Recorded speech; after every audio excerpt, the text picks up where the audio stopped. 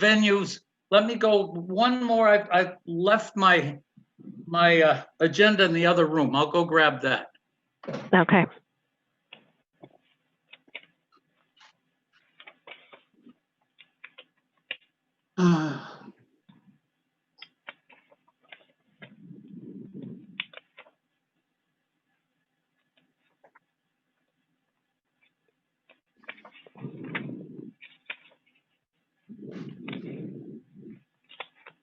Well, I didn't see it on my pile, so when I grabbed everything to move in here, obviously here it is. Okay, time to start. Is that right? Yep. Yep. Okay.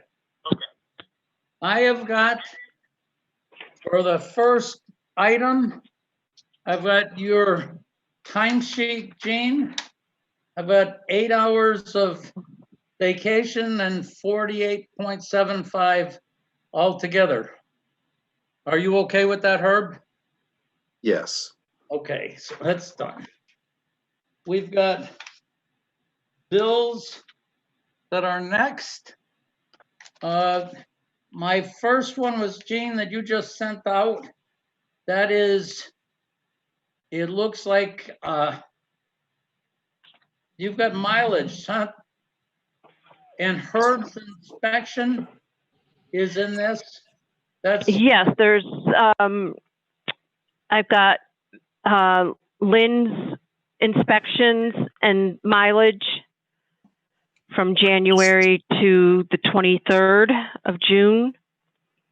I've got Herb's 2 inspections and mileage for the last 2 Little Italy.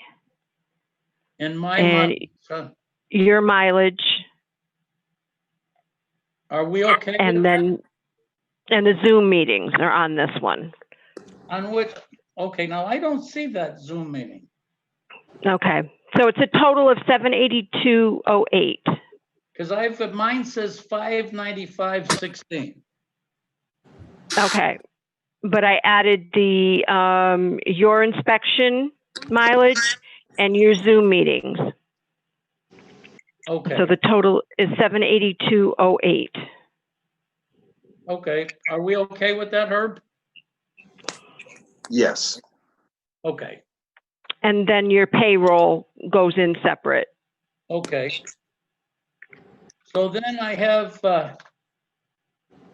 so a bunch of these other individual sheets are already there. I gotta go through those. It looks like the same Lynn's individual ones, but Herb's, okay, so that's done.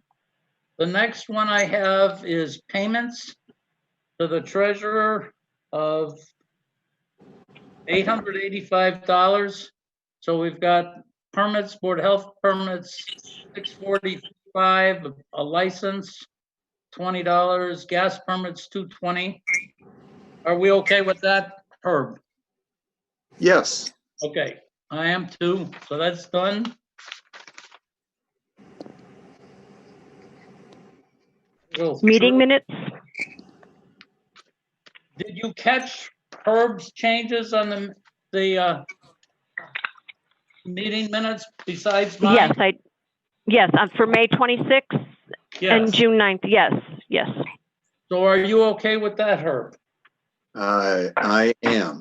As long as those changes are included, yes. Yes, Okay. they are. Right. The next group that I have, I'm afraid we have to wait for Lee. Yeah, I'm in it. Oh, you are? Okay. Yes, What thank I you. don't have, Gene, is I don't have an inspection report for 43 East Street. Okay, that's the one from Nick Toretti. And it was listed as the septic tank. It verified that it was cement. Lee, you remember that one? Yeah, according to the secretary, she incorrectly transcribed notes from a failed system someplace else. I had an old metal or arch cement tank onto the 43 East Street data, which was the etiology of the problem. So we're okay with that now? Yes, it was good from day one. They just crisscrossed their notes. Okay, are you okay with that, Herb? I'm not sure I understand, but if Lee convinced it's okay, it's all right with me. Well, what happened is they said that was a metal tank when it was not, and we wanted to know what's going on because Lee said it wasn't a metal tank, so they corrected it. Okay, now I remember that. I've got another one. A well permit for lot 4 Amherst Street. Lee, was that done? Or is that just the permit that needs to be approved? Well, usually they call Lee to go out before we sign it. So this Have you been? application. Which firm was this, please? This is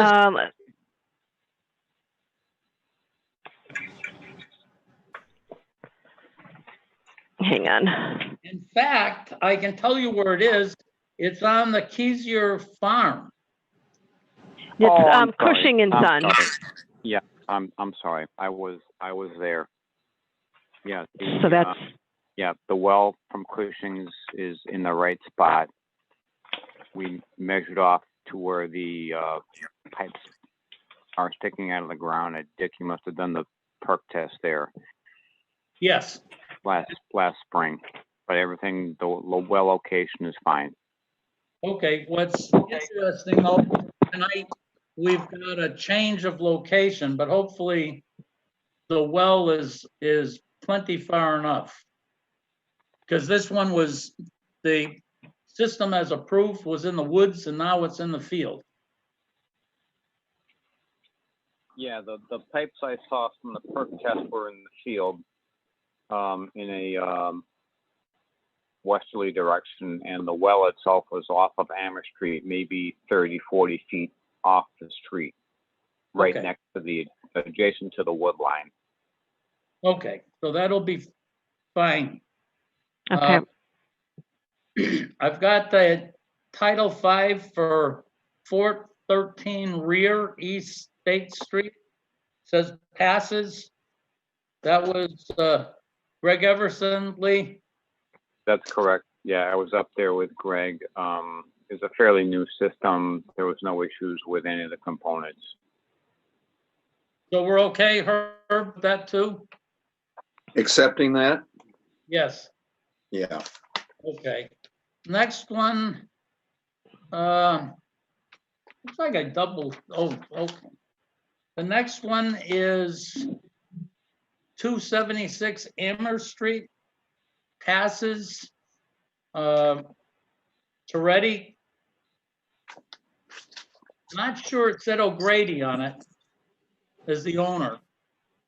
That's that house up on the hill, just before Forge Pond on the right-hand side, heading towards Route 116. You mean towards Aldrich Lake? Not Oh, I'm Forge sorry. Pond. Yes, correct. Aldrich Lake. It's the last house on the right. It's up on the hill. Okay. It's got the black wrought iron fence around the Yeah, property. that was Bob Booton's house. Long Yep, before there you your go. time. Long Are you- time ago. So we're okay with that? Yes. It's a pass. You okay, Herb? Yes. Next one is 25 Forge Pond Road is a pass. Robert Carr, Neil Jackson did it. Is that okay, Lee? That's okay. Yep, that was a fairly new system, tight, but all the pieces were in place correctly. Are you okay with that one, Herb? We're accepting that, is that right? Yeah, that's what Yes, it would be. Yeah, then, yes, I'm okay with it. We're still at about 5 minutes of, so we could do a couple others. I talked to Chris Martin on our budget, and our deal is that indeed we have to leave the salaries with the 2% increase. However, we have to have a 5%, a 2% and a 5% gross reduction in our budget. And so what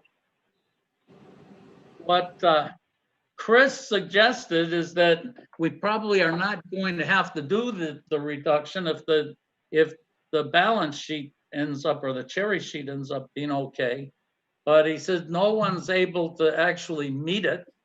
And so his suggestion is basically just take 5% off of everything, meaning that we're going to have to, he understands that our inspections are going to be where they are.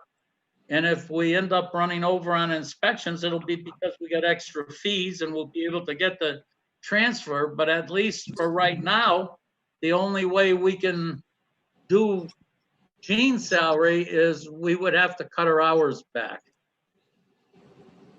So I guess I don't understand.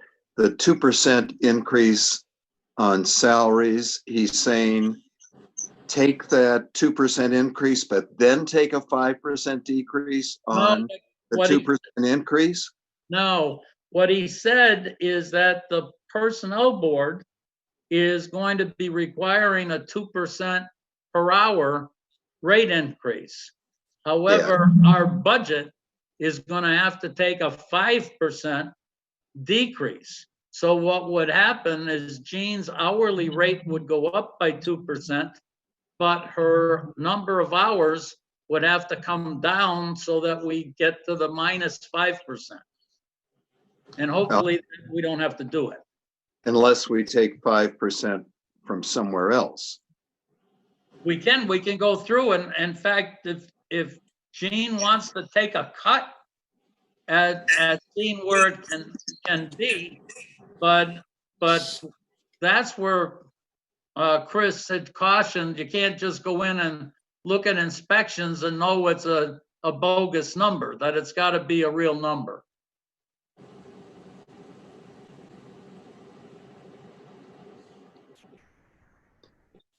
Well, I guess I'm still confused, Dick, as to how this is supposed to be done. Well, you're correct in saying you can take 5% from someplace else, but in reality, when you look at our $35,000 budget, Jean's, your line is like 27,000 of it, right? I believe so. Yeah, I'm just checking it now.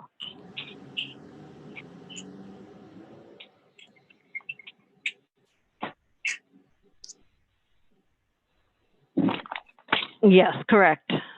Yeah, so it looks like to make the thing come out, just to be able to get the budget in, I think it seemed like just going through the whole thing and multiplying everything by 95% for right now, and then we'll figure out how it works. Okay. Well, I'd like to look in detail at what that actually looks like before agreeing to that. I understand. I don't think we want to cut Jean's hours. If it comes down to the fact that we have to cut them, that's one thing. But there are going to be other places in this budget where cuts could be made, preserving personnel. So I would like to try and preserve personnel and look carefully where else we can cut. Jean, can you get us another copy of that so that we Sure. Yep. look at it before the next meeting? Yep, I will get a copy out to you tomorrow. Okay. We Okay. are now at 7 o'clock, and we have a hearing that was requested, and it was on our, I guess we call it a declaration, or the statement that the water in the 4 basins at Dollar General created a public health nuisance. And we had an order for abatement that, I don't have it in front of me, but I think it was September 3rd of this year, and it was appealed. So gentlemen, it's, Kevin, I guess it's yours, huh? Oh, I'm not getting you, Kevin. Oh, no sound, Kevin. Do you have, Kevin, you're muted, in buddy. fact, I've You've got, hit- I had muted myself. I'm sorry. okay. By the way, congratulations, Mr. Chairman, on your reelection to the board. I was just reading of that before I came on the meeting. It was a really tight race. Nobody in their right mind is trying to get this position. Yeah. I'm Kevin Maynard. I'm from the Springfield law firm of Volker Richardson, and I represent Liscotti Development with the developer of the project. Chad Brubaker is on the line. He's the representative of Liscotti. Austin Turner is an engineer with the Bowler firm, which were the engineers for the project. Kevin, before you go any further, just to make note that Chad, you are muted, and Austin, you are muted. Yes, they can hear, and when they need to speak, I'm sure they will unmute as they just did. So, Okay. this board issued its letter determination by letter dated May 28th. Liscotti received it on June 1st. We timely appealed by submission from me dated June 8th, challenging the board's determination that there existed a public nuisance. I'm happy to get into the basis for the appeal, and perhaps we may need to, but I think it may be unnecessary. It seems that the issues raised have been made moot by the events since the issuance by this board of that letter. And I'd be happy to help the board and the town deal with its budget issues by putting this issue to bed without any further risk of any kind of legal hassles. So in early May, the town's building inspector issued a second temporary certificate of occupancy, but withheld issuance of a permanent CO. It came to light that there were concerns over some drainage issues and presence of standing water in the detention basin on the side of the building closest to Route 202. May or may not have been some issues on what are known as depressions, which are very distinct from those detention basin. And I'll get to that distinction if we have to.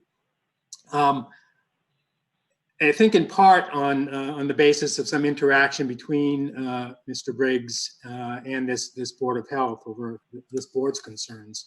On the 29th of May, the building inspector and I and Mr. Brubaker and Mr. Turner and a representative, Miss Jean Christie of Ty and Bond, which had been retained by the town to peer review this project and oversee the project at various points, and town council, Brian O'Toole, visited the site, had some discussions at the site over the detention basin and what's known as the sediment basin, just to the east of that detention basin. Both those basins being on the side of the building facing closest to Route 202.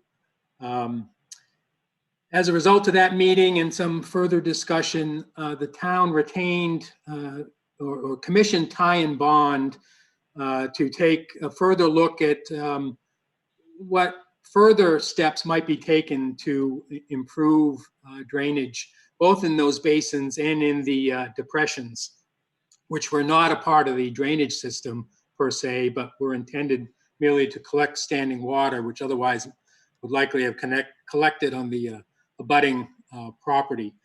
Time Bond issued a report to the town laying out its recommendations on how to deal with those issues. As to the sediment basin, it was simply keep it as is and stay on top of the recommended maintenance process and procedure that's set out as approved by the town.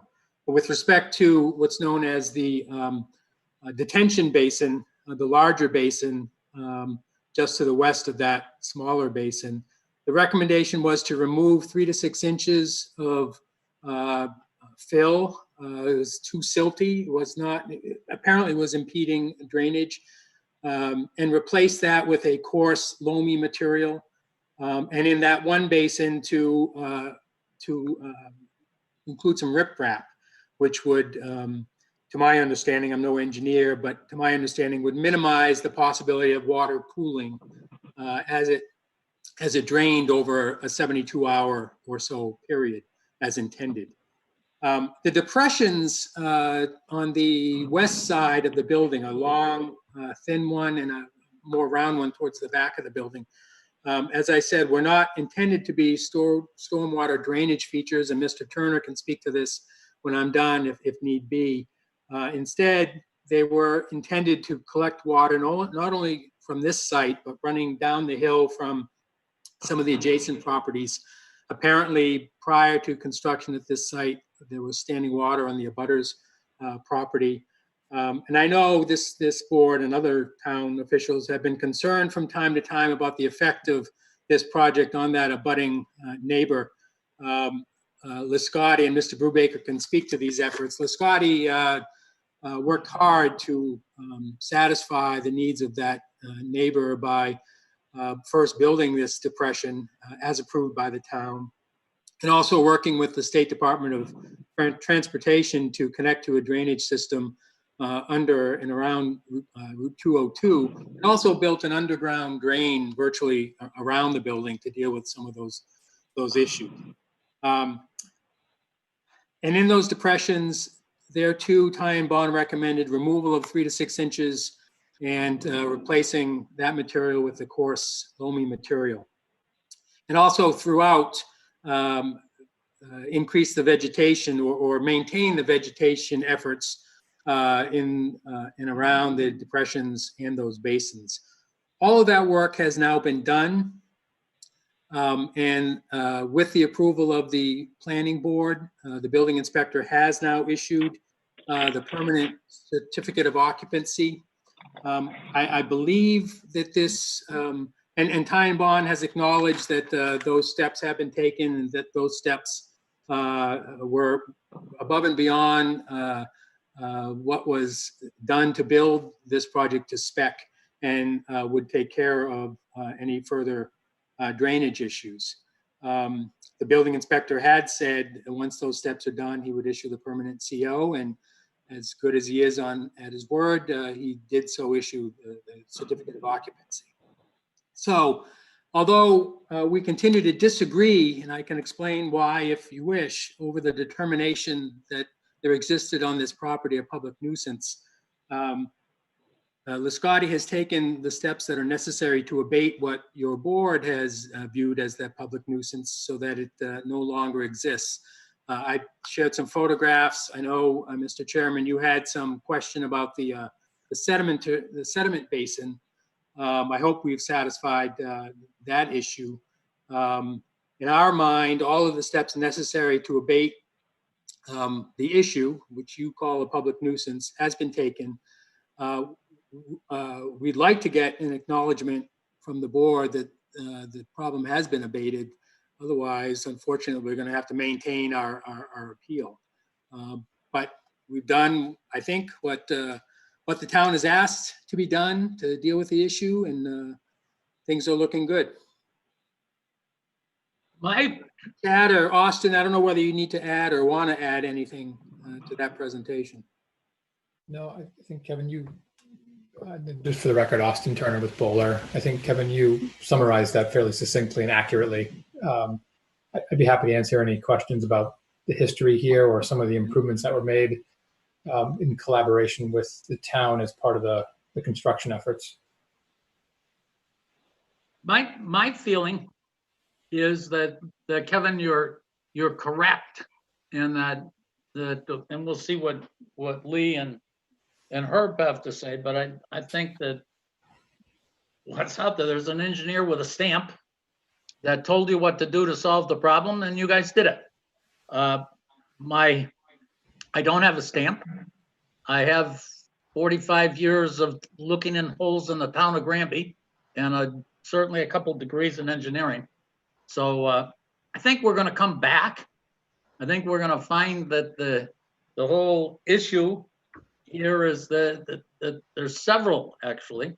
I think we'll find that we've got a slope with a water table gradient running towards the north.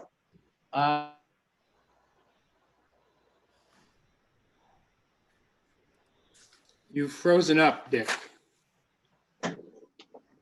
Dick never freezes. His like James Bond. video has frozen. Yeah, Yeah, we lost sound. yeah, We lost a couple things. yeah. I mean, to that point, I think what he was alluding to is that this particular site has a very large watershed associated with it, and it happens to be not necessarily the lowest interim space in that watershed, but it's pretty close to it. And what was identified by the applicant or the owner and the town and us collectively during the initial site review process, and long before we had actually engaged the town formally, was that there were extended periods of standing water that were observable, photographed, and documented on the abutting property to the north. And those conditions of standing water were there for extended periods of time and identified as something that collectively was determined to not be ideal, and that if the owner could do something to attenuate that or perhaps even relocate those low spots, if you will, to do that. And so as part of the design and what was included as part of the approved plans were what were identified as these depressions. And those are the areas that are located behind the building on the northern property boundary, again, for north into the west on the appendage of the property. And the intent of those things, as I've mentioned previously, was to intercept periods of standing water and to attenuate that such that it wasn't occurring on the residential property to the north. And by and large, I think that was achieved. And while there are periods of potentially extended standing water in those basins, I think that was actually the intent, and they achieved that. Now, with respect to the stormwater features that are located on the front of the property, on the frontage, there's two features there, and they're distinguishable by their intent. The first one, as you're standing on the road and looking to your immediate left, is going to be the sediment forebay. And then to the right would be the actual detention and infiltration basin. Now, the sediment forebay has been a topic of discussion. That area is really kind of the front door of the system, and its purpose and function is really to collect runoff from paved surfaces, and which may be treated during winter months with sand, just vehicles that might track it onto the property. And in the fall, leaves or other things that may impede the detention basin from functioning as designed. That basin is kind of the guard, if you will, and its intent is to collect that stuff. It does require regular maintenance, as is documented, and as was recommended, frankly, by Ty and Bond, to maintain that basin in regular intervals, which is generally quarterly.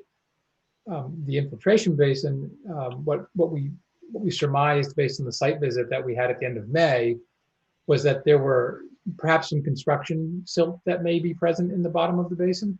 And hence Ty and Bond's recommendation to over excavate the bottom, replace that material with a sandy loam material, which would help facilitate the growth of vegetation, but also to introduce some large diameter stone similar to the forebay to further facilitate drainage and perhaps assist with infiltration in that basin.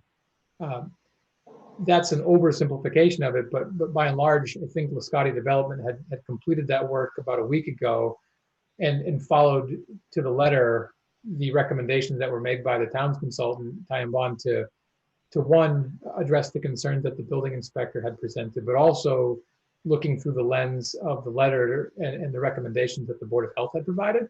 So the letter that Ty and Bond had issued was intended to address the concerns of the building inspector and also those concerns that the board had identified. And we think respectfully that we've achieved that.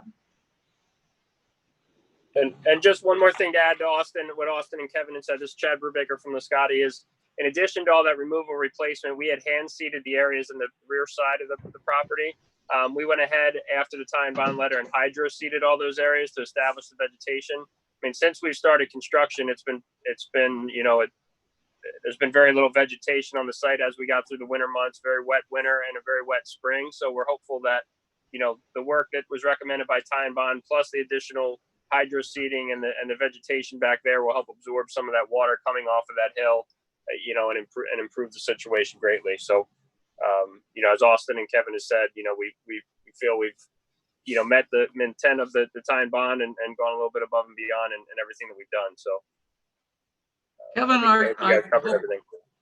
Kevin, hopefully you can hear me again. Is it your intent to, I would expect to send a copy of the letter? We do have the Ty and Bond report, but for you to send a letter saying, here's what Ty and Bond said, here's what we've done, and we would like to say that we've completed the remediation or the abatement of it. I can certainly do that, yes. Okay. As I was saying, I do expect to come back. I think right now we have to say there's no water out there. The thing that we said was the public health nuisance is not there.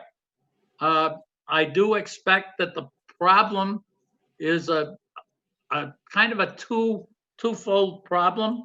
One is, I think Ty and Bond's report had serious deficiencies in that they did not look at the horizontal flow of water, only the vertical flow of water on the site. I think there are two huge subsurface issues here that haven't been dealt with. One is the water was transporting through that site from the south to the north through a layer of sands that I'll call it the C1 horizon. So we've got the A being the topsoil, the B being the subsoil. There's a C1, which is the parent material that was sand, and then a C2, which is pretty impervious glacial till. And what the parking lot did is it removed that layer of sand, which is the transport mechanism for the water to flow from the south to the north. That ended up causing the problem that forced the subsurface drain, because the water coming from the watershed above it at the south could no longer get towards the brook that's in the back of the Chateau Harmony and ultimately gets to Stony Brook. So that path couldn't be there anymore. So it builds up water pressure in that C horizon, C1 horizon, and it blows through to the surface and ends up on the parking lot. So that occurred, and that it forced the installation of the subsurface drain to try to catch that water. The other is that is not anything to do with your work, is that the state coming through there ended up also disrupting that C1 layer when they put in the roadbed. And so if you look at the water trying to get further to the north out to that swamp and brook, it's disrupted with a low permeability wall under that road. And ultimately, unfortunately, we've taken all that water that would have landed on this site and was coming down that hill, and now we've moved it to the north along Route 202, and we're going to try to force it down into the ground in the detention basin. And so we've got that when we pushed hard to get that pipe going into the storm sewer, that was to get that water off the south side of the street and get it across the street, headed towards where it went ultimately to that pond. So regardless, we haven't had any rain. You guys have done what Ty and Bond said. I think that other than for my ramblings and saying, do I think I'm right? I think I'm right. Then I think in the fall or the spring, we'll end up coming back and saying, gee, the water came back and we got this whole problem again. And we'll have to go through it. But from your standpoint, you got an engineer with a stamp. They said, this is what the problem is. You guys in good faith have done everything they asked you to do, and there's no water there.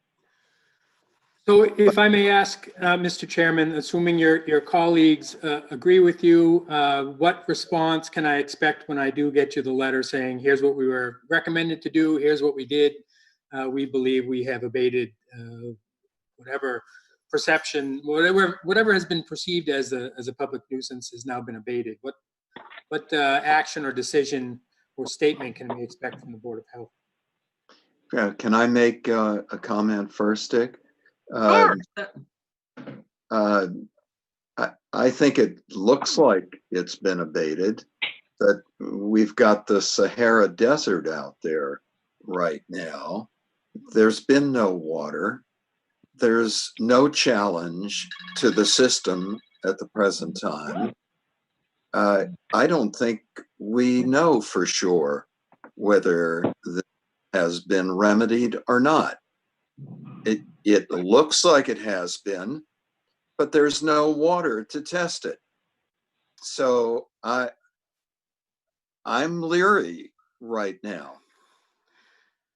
If I may respond to that, I think you already alluded, Mr. Chairman, to the fact that you can issue a further letter determination if come fall you find the same issue, or even later this summer. But again, you've asked us to abate the issue. We've been told by the town's own engineer what should be done to do that, and we've done that. Just because you gave us till September 3rd to do it and we acted very promptly, I don't think it means we need to wait until September 3rd for the Board of Health's acknowledgement that we've abated the issue. Again, there may be some future problems that will have to be dealt with, but I think we've done what we can at this point. I certainly support that. I think Herb is correct in saying, how do we know that it did it? We don't know that. None of us knows that it fixed it. But we've got the engineer with the stamp that said that's what you're supposed to do. You guys did it. The problem's gone from now. And if a future, who knows what's going to happen in the future? And at this point, that I don't see what we're going to have to talk it over the Herb and because we've got other appointments at 7:30. But I certainly think that there's no grounds for us to say, just because Dick Bombardier thinks that there's a different problem, that we're not going to do it. I don't think there's a basis for. I'm sure, Kevin, we'd be seeing you again.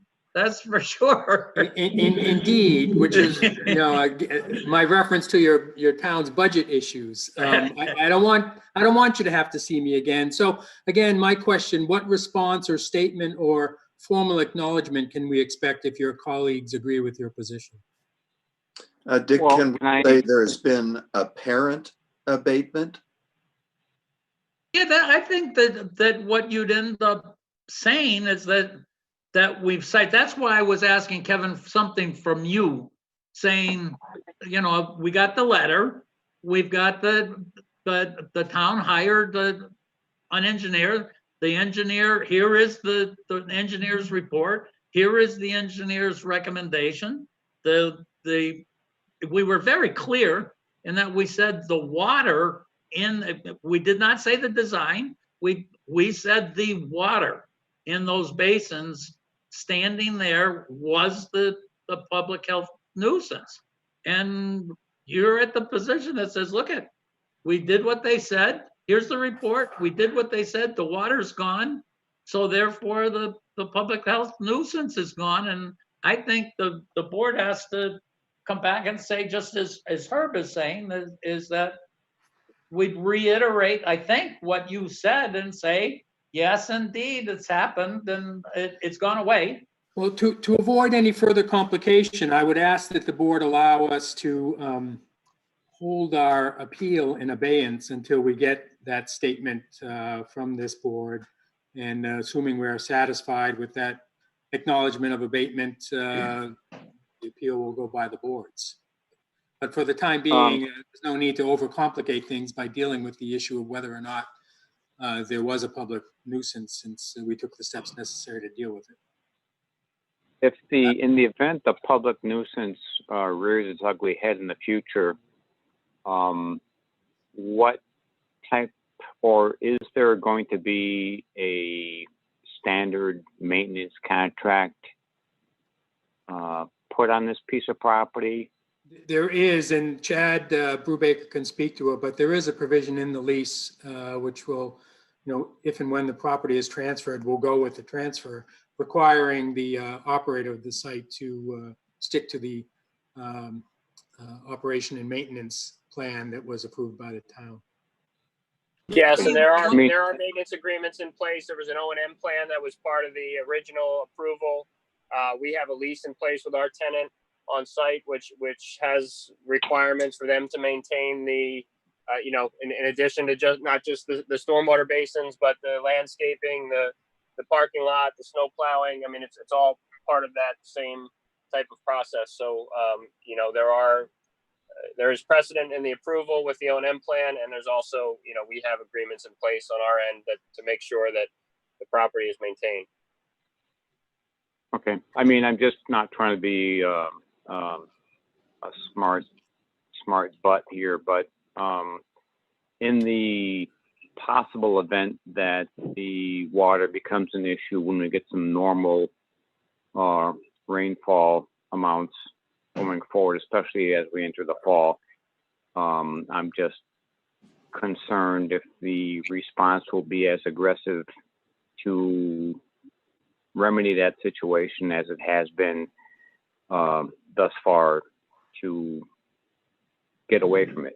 Well, I don't think the owner of the property would ever disregard whatever directives they are getting from this board or any other town official, and will take the appropriate steps to remedy the situation. And this board's not without authority if, this or some other problem arises down the road. But you told us what the problem was. We got an engineer to tell us what we had to do to fix it. We did it. Right now, there is no standing water. Hence, the problem has been abated right now. If there's some additional problem or the problem recurs, this board is not powerless to act. But we need some sign off to say, we told you what to do, Liscotti, you did it. The problem's abated. Kevin, I think that, as I said, you should be sending us a note saying those very things. And Lee and Herb, for sure, there is nothing that precludes our determining that there's a public health nuisance in the future. But I don't see that we've got any basis whatsoever to say it's not fixed. And time will tell. And Herb's statement that says that it appears to be in compliance with what or appears to be abated. Well, we certainly can say it is abated because it is abated. But the question is it a permanent abatement? We don't know. No one knows. But again, it would be, the board has really a lot of authority in public health nuisances. And so I don't think we should be afraid to say, other than, our belief one way or the other, whether it's done. And it would be very different if you, Kevin, if you came back and said, you know what, we're going to appeal this. This is not, that the water's still there. And you said, we're not going to do anything. And then we'd be fighting on whether the board had the right to do that. But that's not what you said. And that's not what the situation is out there. So You'll have my letter tomorrow after I run it by the client. and we won't be able to act on this. Gene will get the letter out to us, and we'll be meeting in a couple weeks. We have to vote on what we want to do and what we want to say after we get your letter and after we meet. It has to be at a posted meeting. And but I would be really surprised that for us to say that. I'm sure you'd love a case like this, because when you take the pictures of Herb's desert out there, you're going to have a hard time. We're going to have a hard time convincing anybody that that's a public health nuisance out there now. And I know my client is anxious to get that determination that the problem's been abated. There's no way I can convince you to render that acknowledgement now, eh?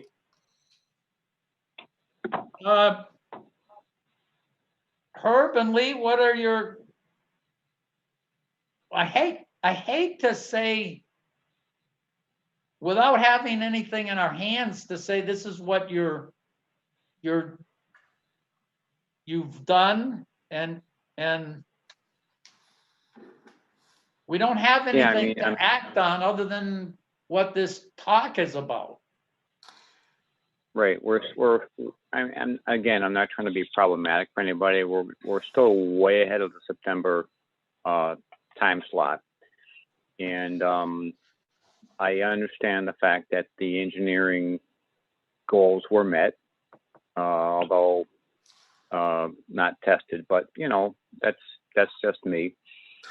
I appreciate that, but again, just because you gave us until September 3rd to abate the issue, to take the steps to abate it, shouldn't mean that we have to wait. I'm not suggesting we wait till September 3rd. I'm suggesting we need probably another 14 odd days to get something in our hands, review. There's a bunch of documentation between you guys, Ty and Bond, all parties concerned, that I need to digest it a bit more. Sure. You will have my letter tomorrow. Please understand that we are going to hold our appeal in abeyance until we have that final determination by this board. No worries on my part, but thank you. I certainly can accept that, Kevin. It's not really a full 2 weeks. We'll end up it's going to be on Tuesday, Yep. 2 weeks from last Tuesday. So July 7th. days. Yeah, so 12 days out. Chad, Austin, anything to add? No, so I appreciate everybody's time. Thank you. Thank you all. Thank you, Gene. Yep. Thank you. Good night. Thank you, everybody. Okay, good night. Good night.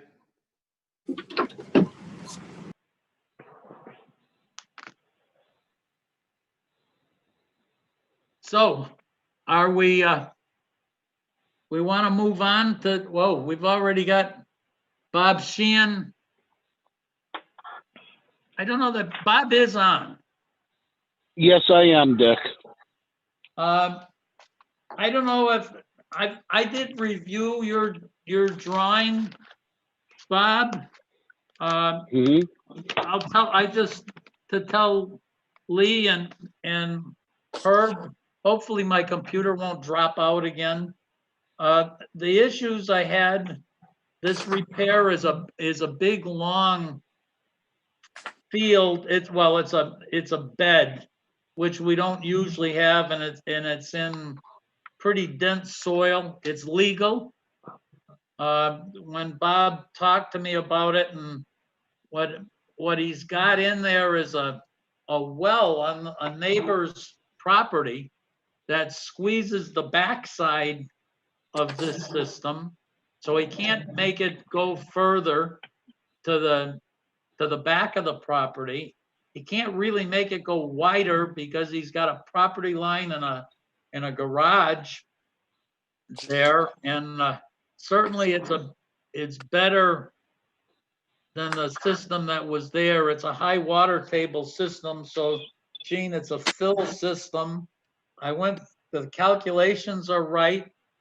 One of the things that I didn't like, and as Bob pointed out, he could have it, it's not illegal, was that on the discharge of the new tank, he has a 90-degree turn in the line, a sharp 90 going to the distribution box.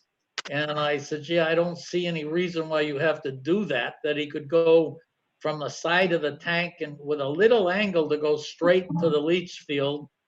And he changed that. But other than that, he's got water table separation, size, all the things we look for. He's okay. So you're saying, Dick, that this right angle turn is no longer there? Right, it's no longer there. So if you were to look at that drawing that you have, Herb, where he's going, where I'm looking at it, it goes to the right coming out of the tank. What he's going to do is, instead of going out the middle of the tank to the right, he can go at that same end of the tank and go out the face of the tank, the long side of the tank, and go at about a 10-degree angle straight to the leach field. That's what I was estimating, about 10 or less than 15 degrees. Yeah. And so it's better, even though it's only liquid carrying line, it's just nicer not to have a sharp angle in it. So he's doing that. Okay. Are we okay with that? And subject to fill, because it's the water table there is only, what are we, Bob, 2 feet? 30 inches, Yeah, 30 right at the inches. BC horizon. Yeah, so that's what I found. If you guys are okay with it, we can okay it. Okay with me. How about you, Lee? Is there a, I don't have the depth here. Is there buoyancy on the tank, or is that not a non-issue? That's a non-issue. The tank, there is a note on the plan that says that during under current conditions, the top of the tank will be sticking above the existing grade, and fill has to be brought in. So, not concerned about the buoyancy on this one. Okay, thank you. Yep. So then we're okay with this, subject to fill, and also Neil was we're looking for a 4-foot to 3-foot separation, and Neil was our observer. Okay. And Lee was on site. Is that true, Lee? That's correct. Yes, I was. Okay. Now we've got Alan is, Okay. yes, Bob. Thank you very much, folks. Thank you. Have a good Good evening. night. Bye, Bob. Good night. Yep. Bye-bye. Thank you. Hi, Bob. Alan is hopefully is coming. I had issues. The one he really wanted is the one that I had an issue with, that we could look at Lot F on Taylor Street, and oh no, let's not look at that one. That's not a good one. Let's look at Lot 2 on South Street. If you're going for Lee and Herb, if you go from the center of town and go almost to East Street on the left side, there is a white cape that's out in the middle of a field, probably 1,000 feet short of, oh, Alan's here. I'm here.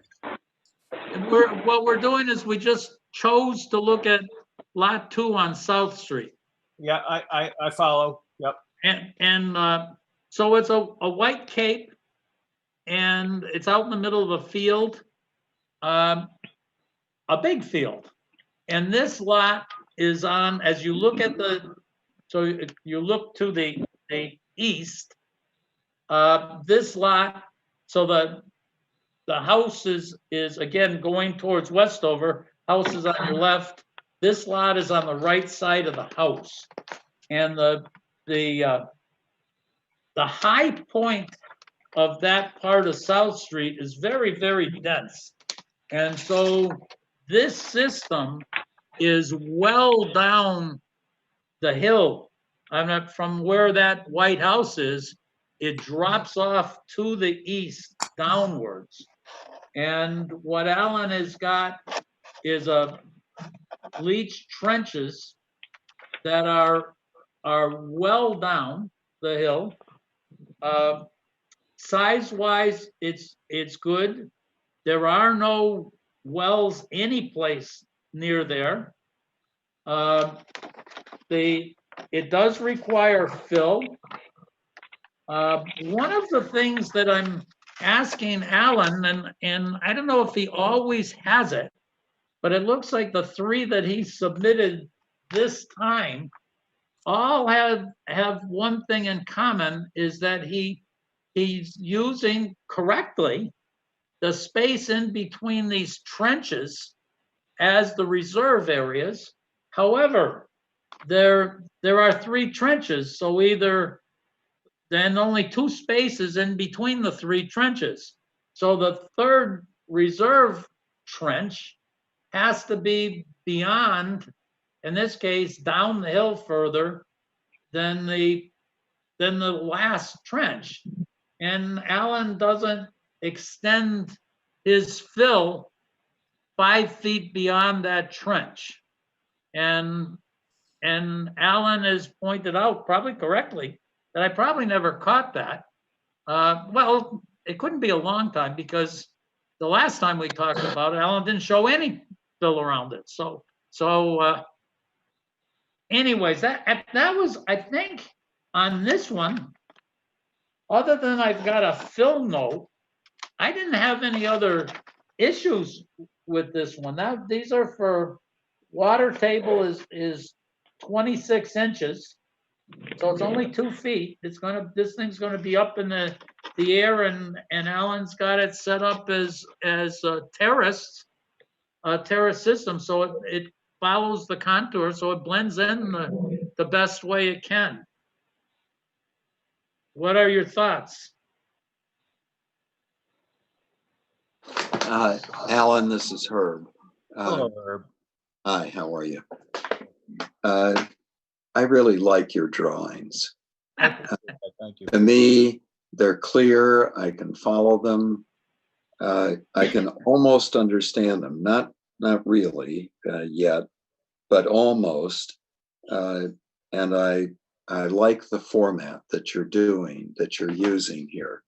I think it's informative, and I think it's transparent. So I just wanted to say that. Thank you. If I could, Dick, I can't see who else is here, but it doesn't really matter. I've been Lee thinking. is here, and Jean is here right now. Hello, everyone. Hello. Alan.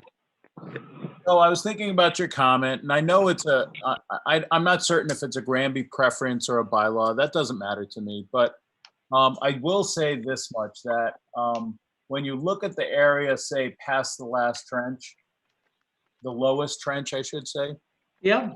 there's nearly enough sand fill there. As it stands, if you want me to pull that Title V line out a few more feet to compensate for another 3-foot trench, I'm certainly more than willing to do that. I've never really thought about that. I've never done it in the past, but it doesn't matter to me. It does to me. So if that makes one of us happy, then Okay. why don't we do it? Okay, so I don't know if you can see my screen. I'll try to make it so you can. For those who have video, but can you see that, the leach field? Yeah, Yes.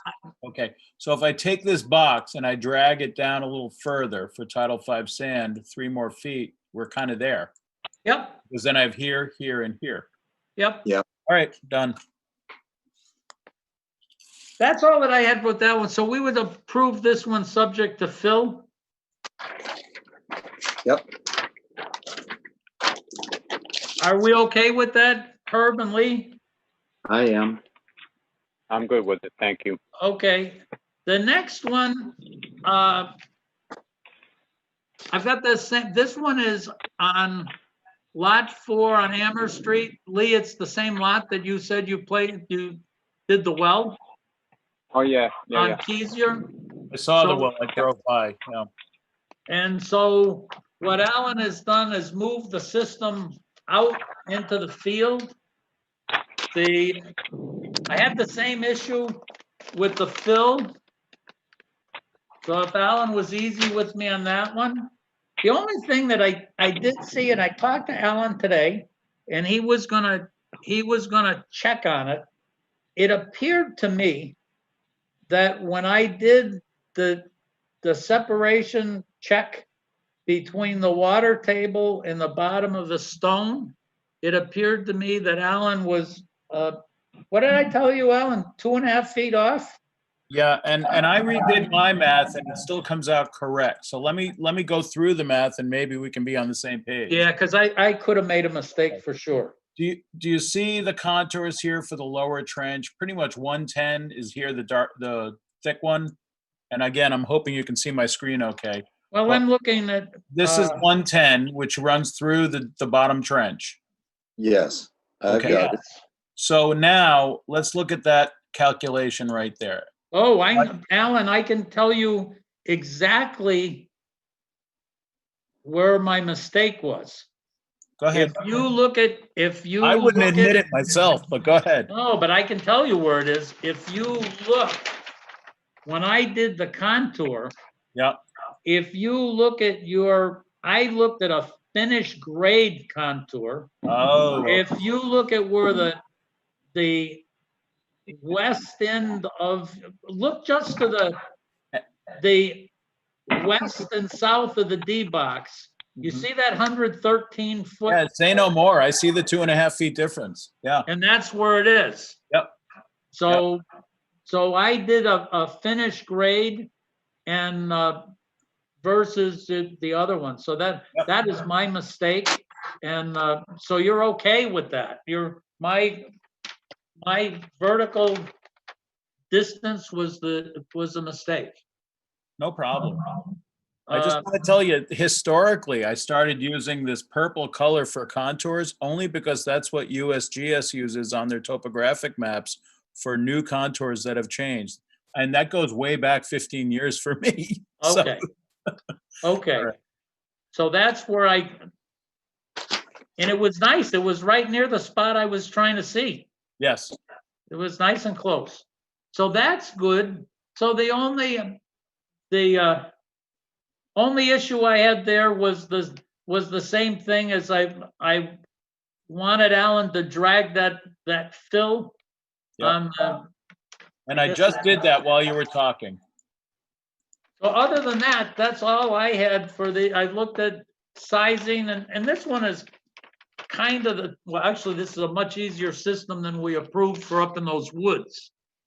Yes, I like this one a lot better. And I told her to build here in the first place, but she didn't come around to it until having met with conservation. Now, we're sure that we don't have a Rivers Act problem here. You've got she's been 100 through foot shown. conservation. Yep, she's done with conservation. Okay, so no 200 foot Nope. numbers. Are we okay then with this one subject to fill? Lee, Herb? Let's go to I'm good Taylor on my Street. side. What'd you say, Lee? All good, thank you. Okay. Taylor Street. Alan's not gonna like me on this one. This one's not an easy situation. I went through everything. Alan's part is good. Same thing about dragging the fill. Although this one looks like he extended the fill out a little bit anyways. I think it is a little further, yeah. But the issue on this one is across the street. Yep. And that well Mm-hmm. that well is, I'll say, nominally 75 feet from the lowest leach line. Yes. I've had some issues with the well. The first one is that we have no restrictions on the use of that well. Alan has got it saying it's only good for crop irrigation. That's the first statement on it. The second statement is, I think that's an illegal well. I don't think they had any permit for putting in that well. And so they can't legally put that well in there. And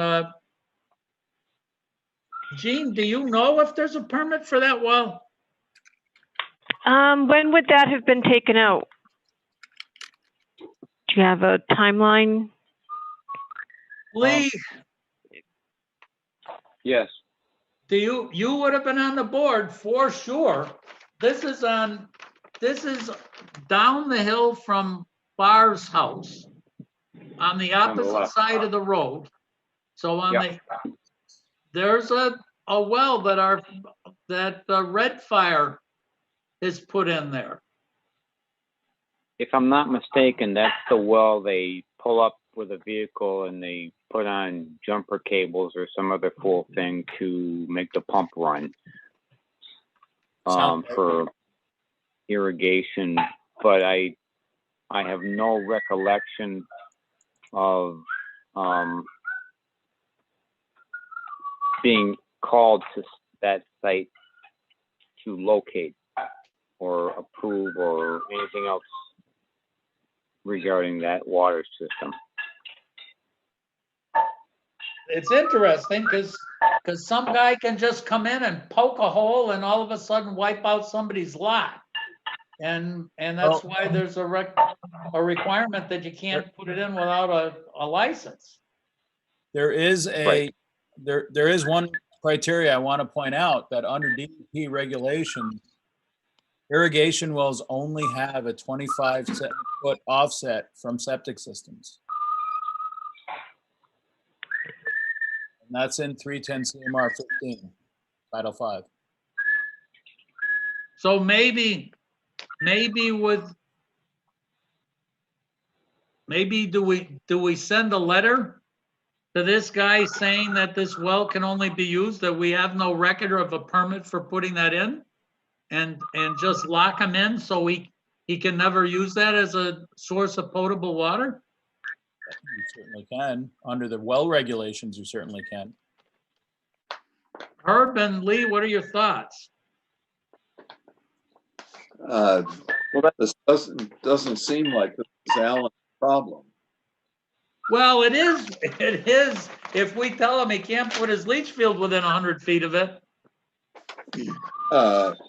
Yes, but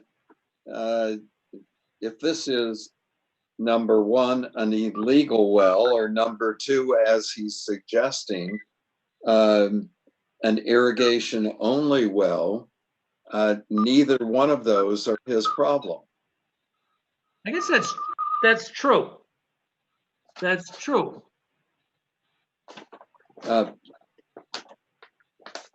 This one, by the way, this is the first one that we've been in like this. This is an out of season Perc regulation. Even though what happened here, this is an older than 4-year Perc, which would have said on a normal time in the spring or fall, in the spring, they could have gone on in and done 2 deep holes to get that Perc so it's good for 8 years. Well, they did not do that. in March and April. So it's actually got a perk that's already been done. It's like we went out and did it anyways.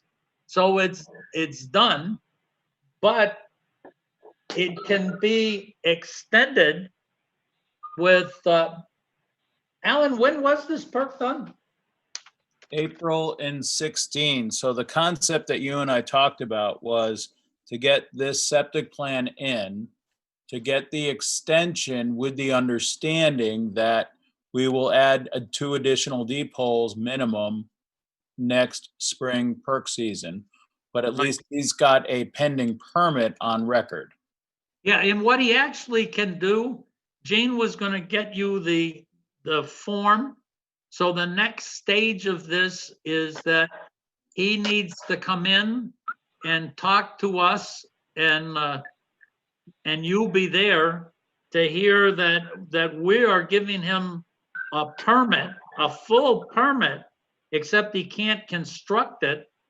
And it's possible that the water table would change, and if he can actually. He understands that. He said he had a conversation with you a month or two about it. He did. He understands that, yes. He did, but he has to sign a paper, and the building inspector will go all the way to give him the building permit, the whole thing, short of a CO with this. I honestly think at this point, he's looking to just put a place mark on this perk test. I don't even think he's going to rush to get a permit this season. He might want to do a well, but that's about it, is as far as he tells me. Okay. Okay, but for us to act on this, he at least has to know, for us to sign off on it, he's got to sign off on the document saying he understands what our sign off means. Can I make a suggestion? Sure. There is a contingency portion of your permit, and you could put that simply down as a contingency. Pending, full approval is pending, additional deep holes in the spring of 2021 in season, and proper validation of groundwater elevation. I guess if that's all he's looking for, then we're not giving an approval. But what our regulation that we have, or our procedure is actually to get him full approval that he could use for a building permit. But if he's not wanting that, if all you want on record is that the Board of Health has approved your design pending that, That's all he wants at this point, as far as he tells me at this moment. Lee and Herb, I guess all we're doing is saying we're approving Alan's design, but we're not signing the paper. Let's give him what he wants. That Yeah. sounds good. I will make it very clear to him in an email, and I can copy the board that this is what the permit approval pen is contingent on. You may not go ahead, Lee. And we're going to copy the building inspector in as well, correct? Sure I can. I just got to find his email. I don't have it handy. Well, I mean, just so that nothing gets away from any different department. That's my point. Sure. My feeling, Alan, is you might not be happy because we're not going to sign your permit. Well, that part is not really a matter to me. I think he would just like permission on the conceptual layout. And you and I already talked about that you do not prefer any concept changing it to anything but trenches. We already talked about that. And I can put that in there too, but he just wants to be able to know that he can move forward, I think, next season. Okay, if that's, as I said, you could get to the point of having a signed permit if he just showed up and signed that and heard our little spiel. That's all right. Well, you know what? I'll advise him that he can sign into your next meeting, let Gene know, and go that route. Yeah, if that's what he wants. Okay. Alan, I just sent you the paperwork. Thank you. You're welcome. So this one would be signed once. Well, we're saying we're approving the design. Is that correct? That's what what we're, as a board, the action we're taking tonight is we're approving the design. With the stipulation that well across the street may in fact be put in without a permit, and it is not to be used for anything other than irrigation. Is that what, and its fill is required? Yep. Is that what we're saying, Herb and Lee? It seems like the well across the street is a separate issue there. Yeah, Not to make it contingent on this, but oh, it's to not. I agree. to make it a separate issue with Red Fire Farm. Right. I was just saying it so we don't lose it. It's not something that goes on this permit. Right. Okay. I did just look on the DEP website where they have a well database on Taylor, and I looked up Granby and Taylor Street. There is not specifically a permit in that particular owner's name, and I just wanted you to know that. Okay. That I can find for what it's worth. So let's look at what we've got going on. We've got Alan, we're a little ahead with you. Well, that's good. So that's good, is right. We can then, Alan, I guess you can go do your thing. Oh, we've got Donna's here. Maybe we can get rid of Donna early too. Richard, Maybe you guys were ahead of the game and I would jump in early. just quickly, did we ever set that perk test, or you want me to call you and we'll do that separately? Yeah, why don't we do that separately? Sounds good. Have a good night, folks. Bye, Alan. Good night. Good night, Thank Alan. you, Alan. Bye-bye. Donna, Hey, if now, guys, if we don't have to take Donna at her early if we don't want. We can do some other stuff, but I'd rather get the good people home to bed early. Absolutely. thank you. Hi, Donna. Hi, how are you? Great. How are you? Tired? Yes, I can imagine. Swimming upstream, but getting there. Yes. So it's your nickel tonight, Donna. What do you have for us? Well, did you all receive my plans? I emailed everything that got approved by the state. I did. Okay, good. Yeah, I think I did. Okay. Yep, I So, mailed it out to everyone. Thank you. We've got our approval. We've got kids coming in next Wednesday. I'm doing everything right now just focused on July and August. You can't think too far ahead until we can let data catch up with us. So I've literally only contracted with families until August 31st. I won't answer any questions about the fall yet. I figure we will see where we are by early August. DESE put some of their initial guidance out today. I think we could have written that guidance 4 months ago, right? Couldn't we? Absolutely. Yeah, because it didn't say anything new. It's either going to be all back, nobody back, or partway back. And we knew that months ago. There's nothing new there. So, we've had to reduce our enrollment, and I basically made sure that I'm serving the folks who need to be served. And so we're going to start that way. We're going to launch it and remain flexible and open enough to prioritize safety and keep everybody physically as well as mentally taken care of in these first 2 months and see where we go. Yeah. I think the only thing I wanted to make sure that we were clear about is that the state required that I put your contact information into the plan. Jean gave me that. And we also have a list of Board of Health or public nurse contacts for every community from whom we have enrolled a child for July and August. So if, God forbid, there's something, I would be contacting you, and I would be contacting the Board of Health or public nurse in the community of the child who's enrolled. So I just wanted you to know that that was kind of the process. And the exciting news for me, and I think for you all, is that EEC now has a dedicated state level epidemiologist, Dr. Catherine, I think it's who? And we're hearing that we will also be getting regional contacts.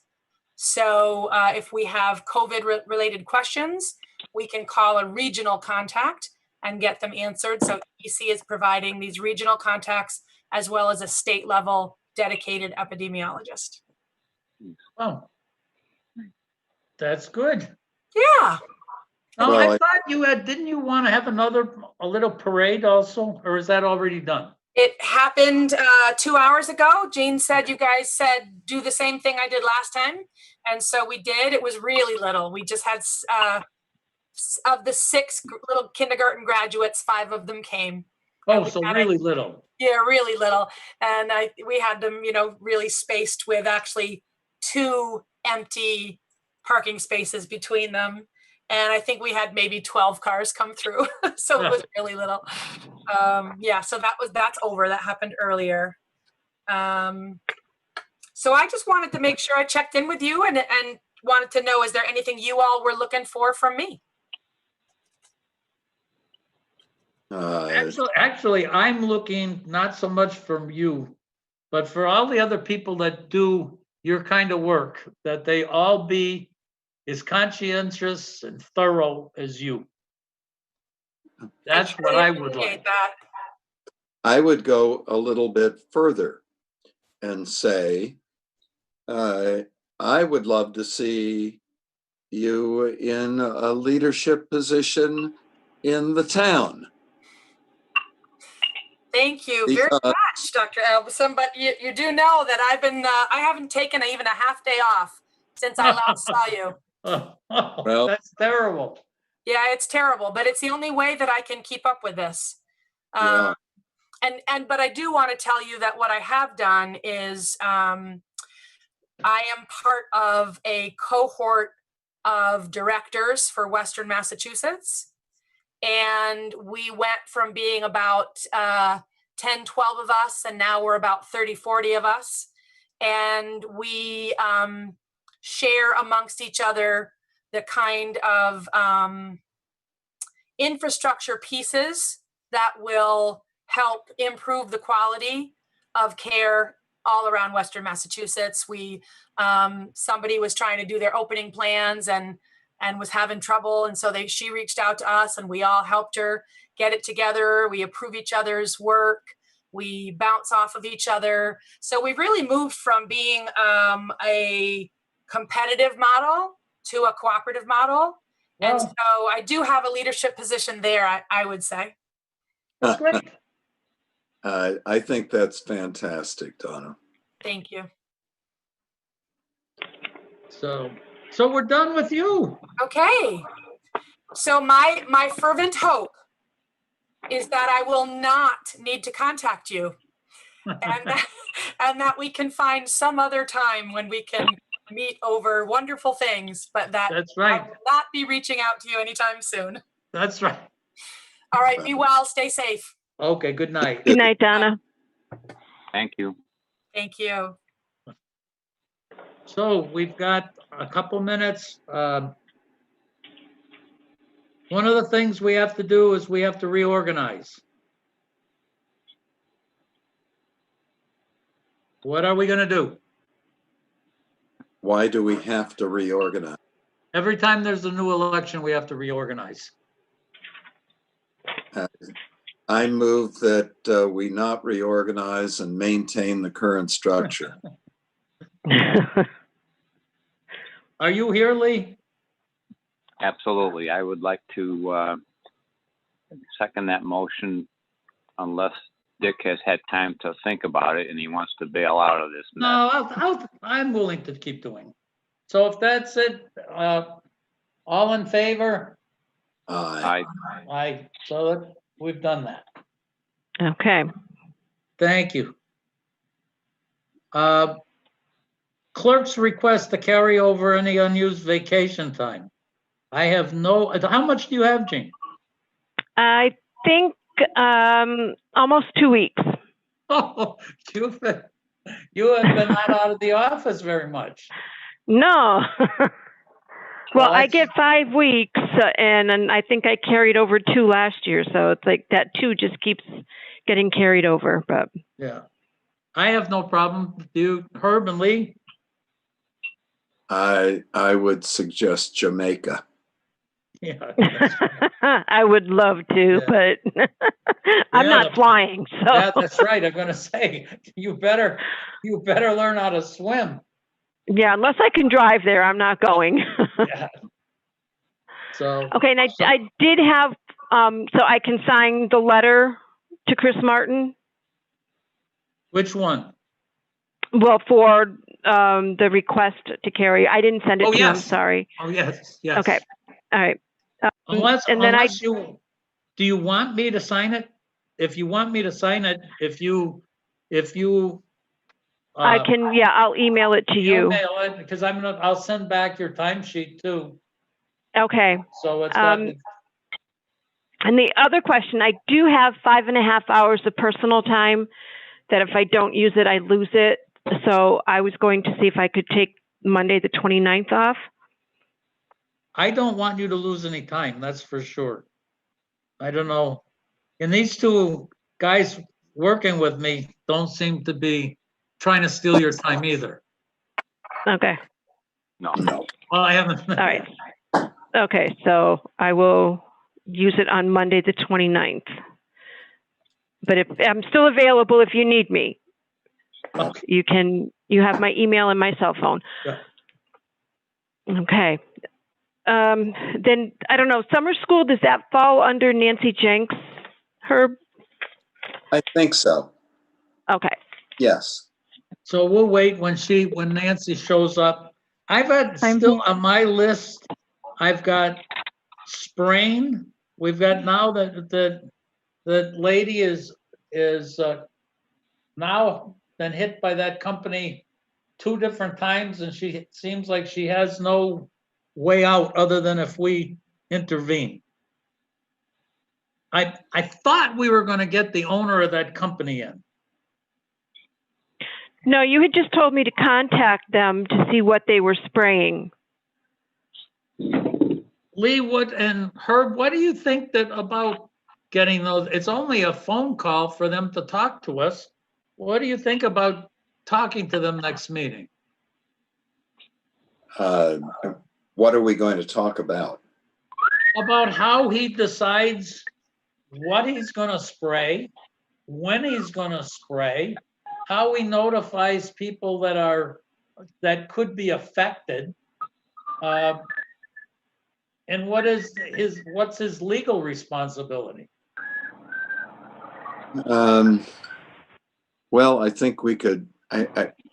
Sure, we could talk to him about those things, but we could also turn up essentially nothing that we couldn't accomplish by sending them a letter that says you need to notify butters, you need to spray with non-toxic materials to humans and to small animals, and whatever else we want to say to him. I think we should give him our sense of what he ought to be doing in our town, and if he doesn't do it, then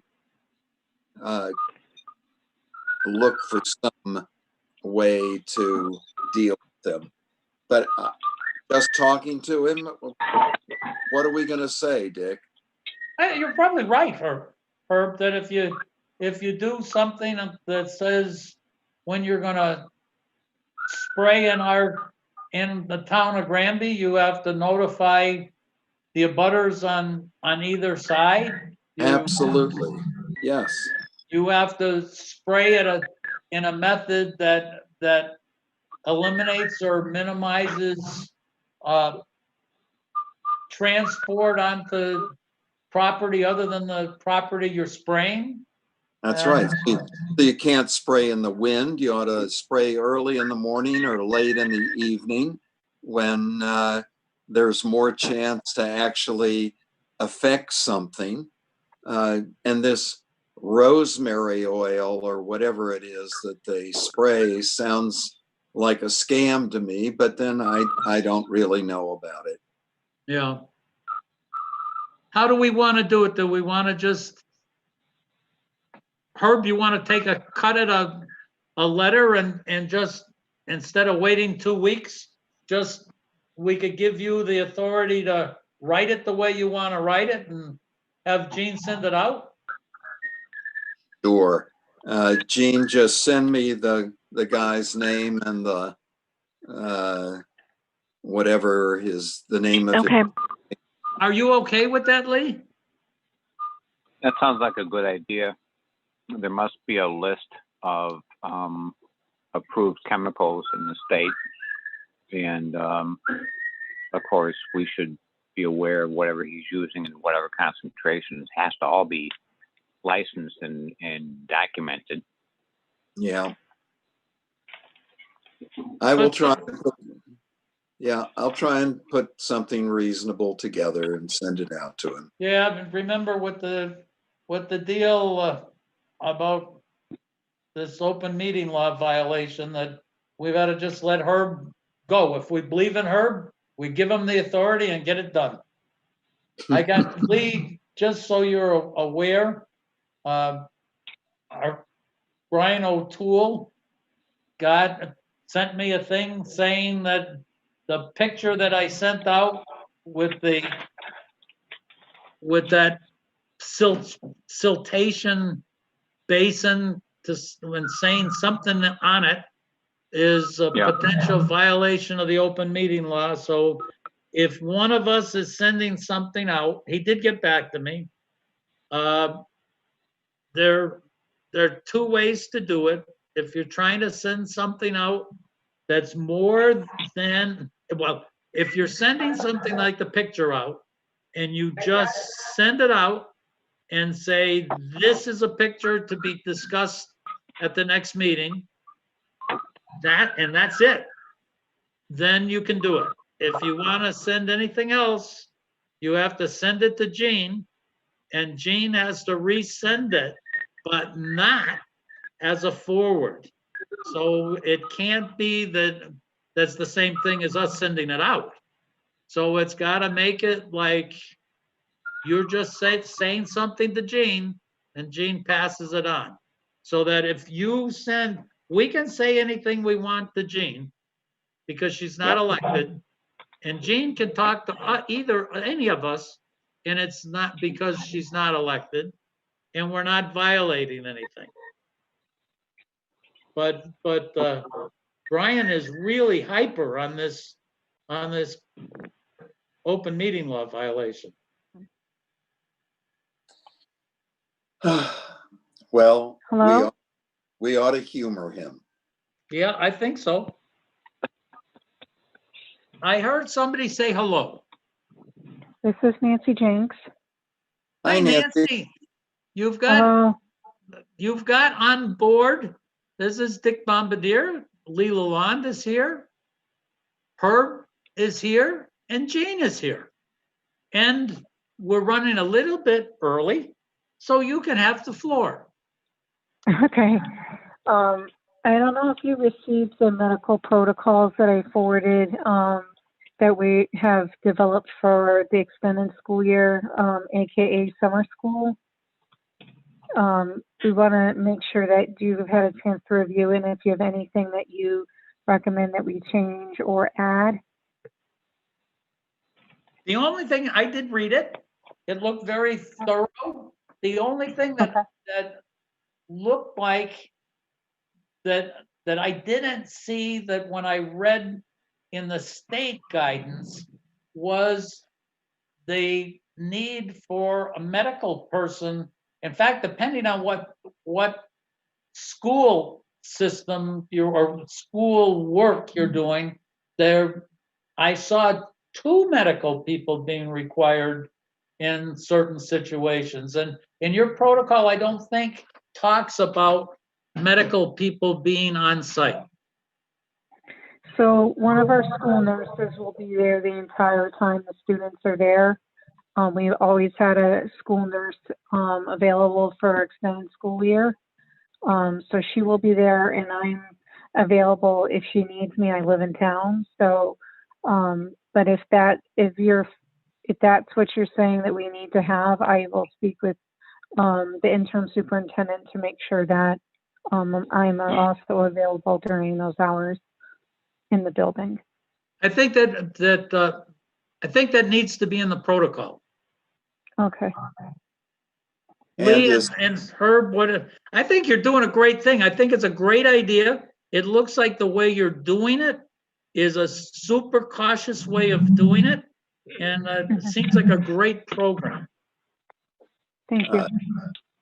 And I totally agree with that, Nancy. I think that it is extraordinary that we're going to put out this effort for these 9 kids who need additional help. And I think 3 hours a day for 4 days a week to have that kind of additional help for these youngsters is wonderful. Is Tom available if anyone needed to talk to him about a medical problem? Yes. He's very receptive, and I have his cell phone number, so if there was an issue, we can contact him. So I think that's part of what Dick is saying, that the school physician is also one of the medical personnel that's on call for consultation during this. Okay. Yeah, but definitely you Okay. need someone on site, and you said you've already had it.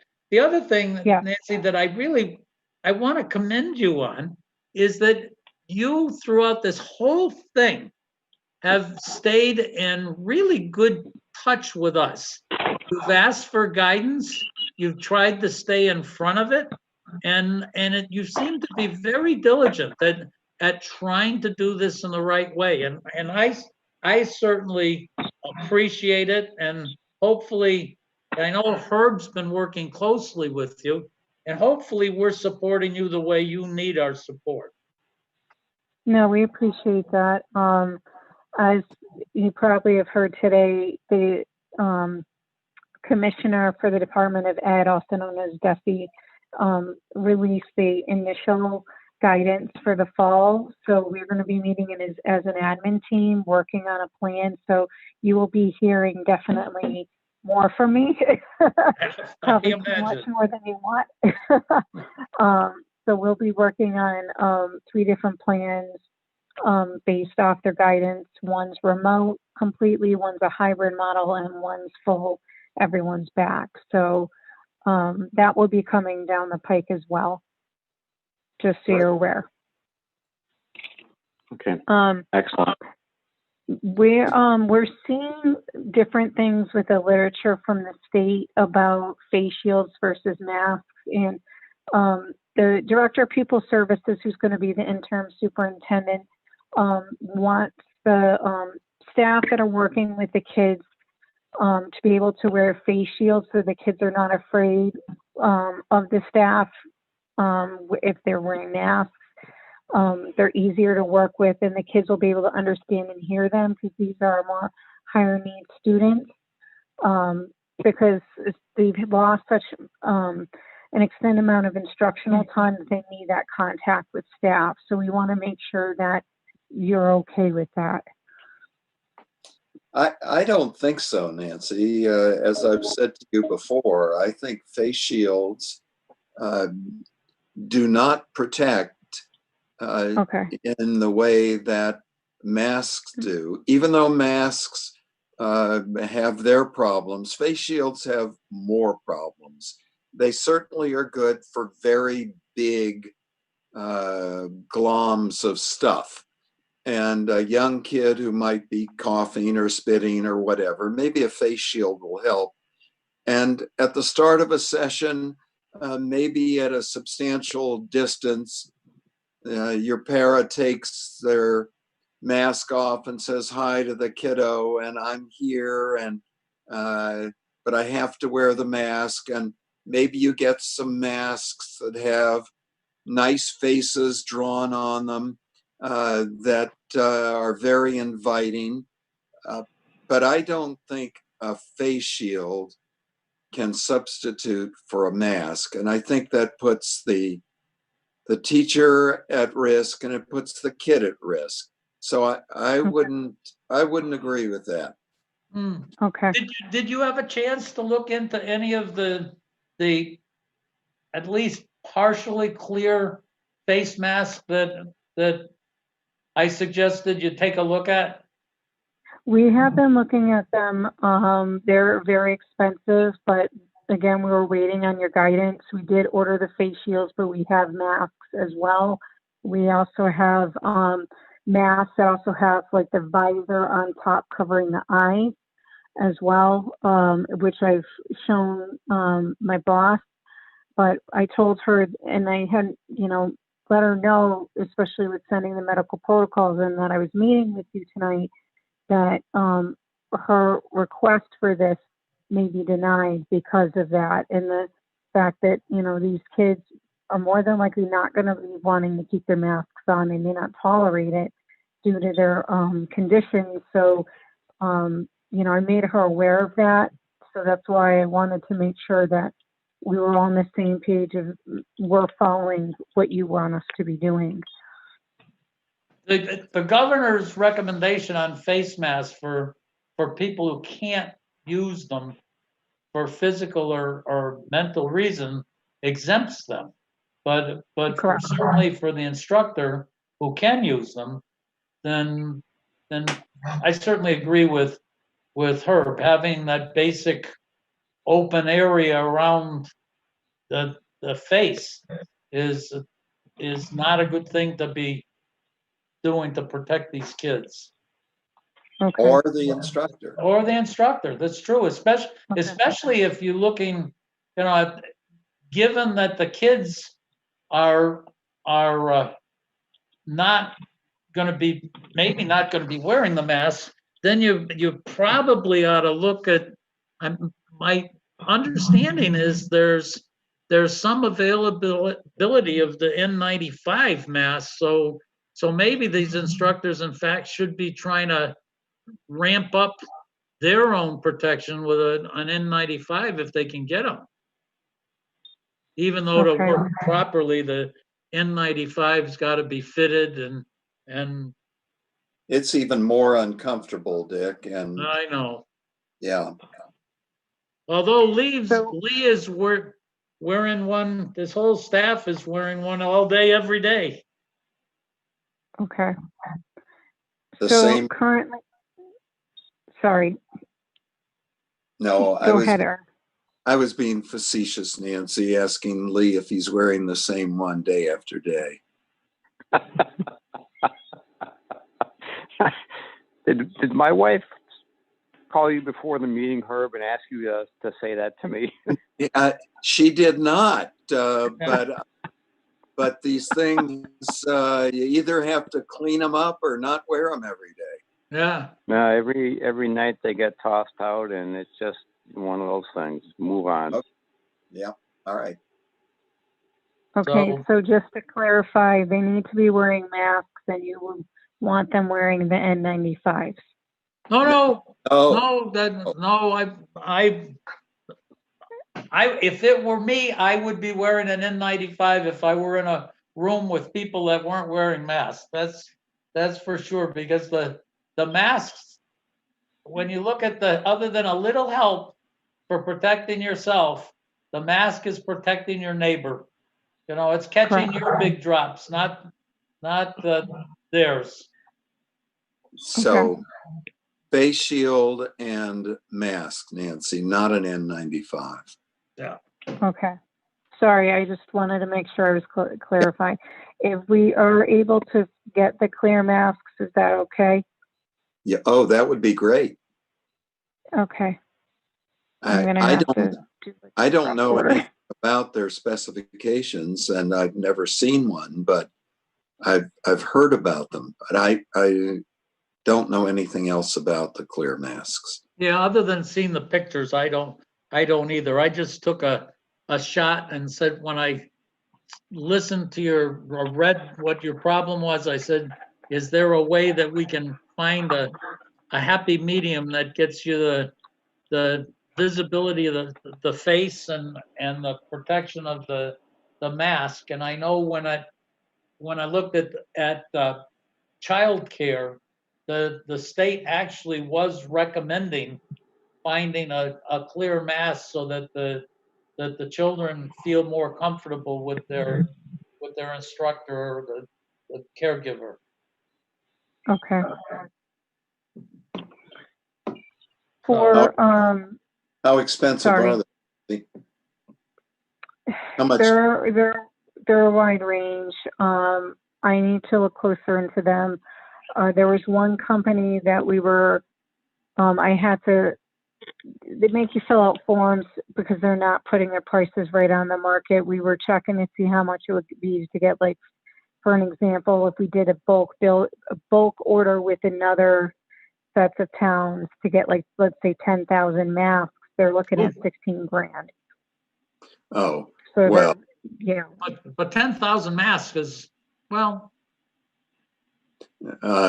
you've got 9 kids for 4 days a week.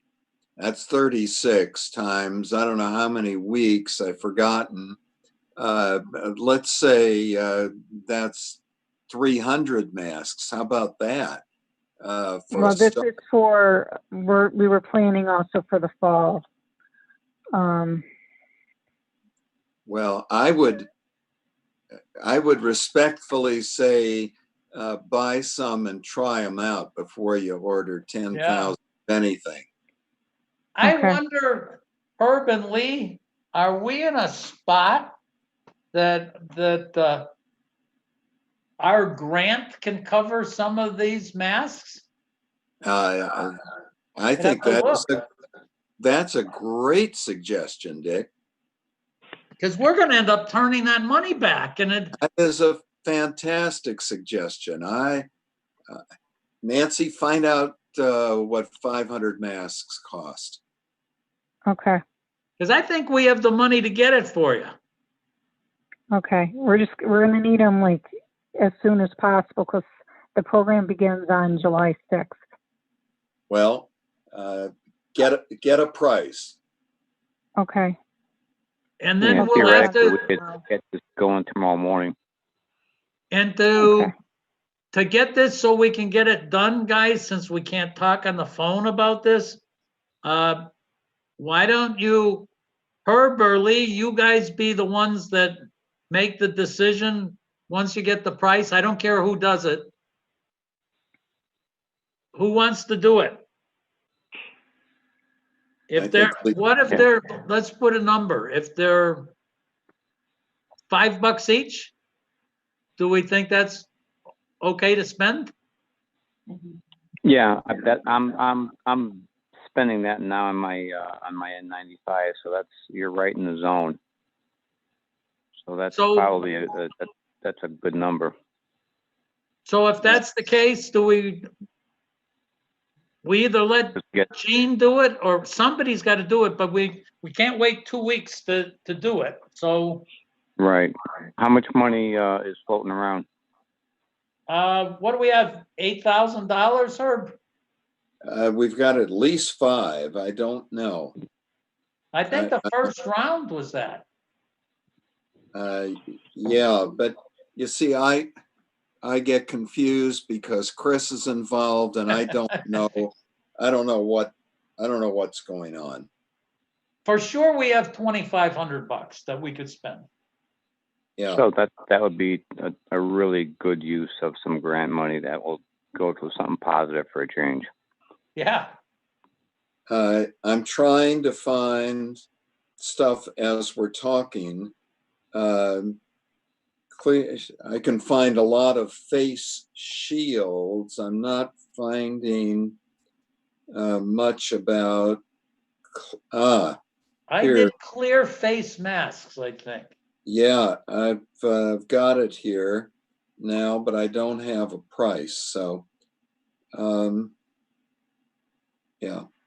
I think my suggestion is, since Lee's buying these things routinely, let's let Lee be the one that authorizes up to $2,500 for this. Can you support that, Herb and Lee? Absolutely. Yes. Herb? Yes. Okay, so that's done. So Nancy, you get your path that you want to take, and we can support it. Well, here Okay. we go. I've just found a place. I think they want $10 a piece here. At least there's stuff to look up on the internet. All right. Yeah, Okay. and it may be quantity dependent too, of course. Well, Lee, I am sending you this, I think, as we speak.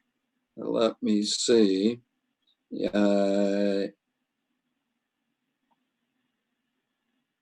I sent you this this one website just now. It should be on your text. Yeah. Okay, perfect. Yep. So Nancy, you're going to check your info tomorrow morning Yes. as far as availability, pricing, and so forth, and then get a hold of me or Jean, and then we can get going on this thing immediately. Okay. Okay, does that help you? That does help us. Thank you so much. Okay. The last thing that I wanted to talk about was for Granby to Go. I'm not sure if you know the program that's in the town and the schools, but it's a weekend backpack program where the kids are normally sent home at the end of the school week with a bag full of food. Currently, the program is closed because the schools are closed in the buildings, but we've been sending families down to Neighbors Helping Neighbors in South Hadley and the Amherst Survival Center, but they are asking if you would approve. They were planning on doing a food drive and they decided not to because the Western Mass Food Bank said they can't store any food in the school while school's closed. But they were wanting to be able to have something outside at the Legion.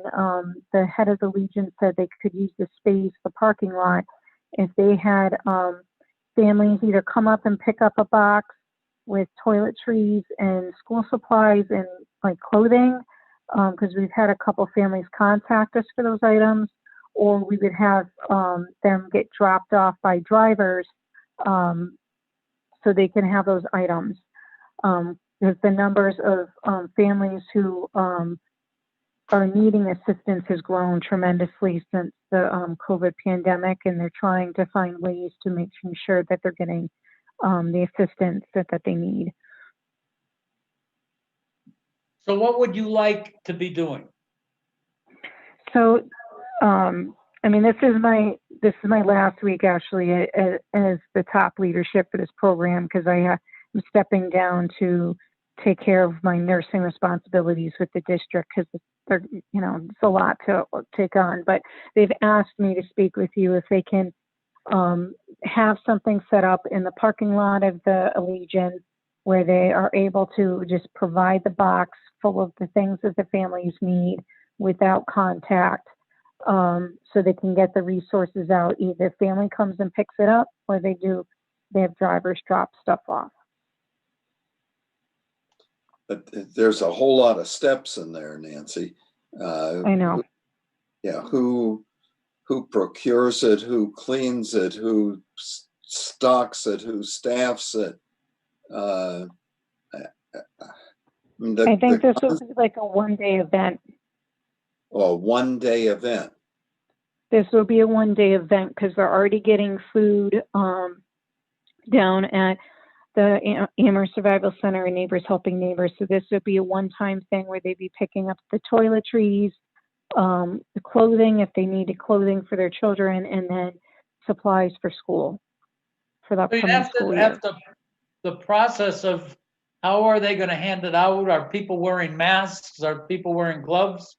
But someone has to think through it. Right. There's got to be distancing and all that stuff. Someone's got to be in charge of that and monitor it. And the concept is fine. Of course, we would agree with the concept. It's devil in the details kind of thing here. Right. You want to keep everyone safe. You want to do it in a reasonable fashion. Who would be in charge of this, Nancy? I think it would be the Granby to Go manager or her assistant who's getting trained right now because the manager has to go and have surgery. I can work with them on doing the medical protocols, but their board, whoever's leading it in that group, would be responsible for executing it. And when would this take place? Probably towards the end of the summer, like in August. So there's time for someone to put together a plan that would outline who was responsible, what they were going to do, and how they were going to do it. Right. So perhaps if whomever is going to be in charge put together a simple plan that we could look at, that might be the way to go about it. Of course, we would be in favor of something like this, but we just want to make sure everyone is safe. Okay.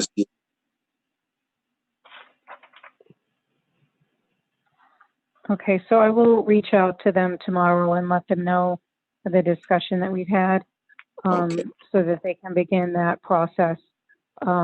They're in a shift of transition, so hopefully I can get someone over there besides the manager to kind of lead the way and take care of this. So.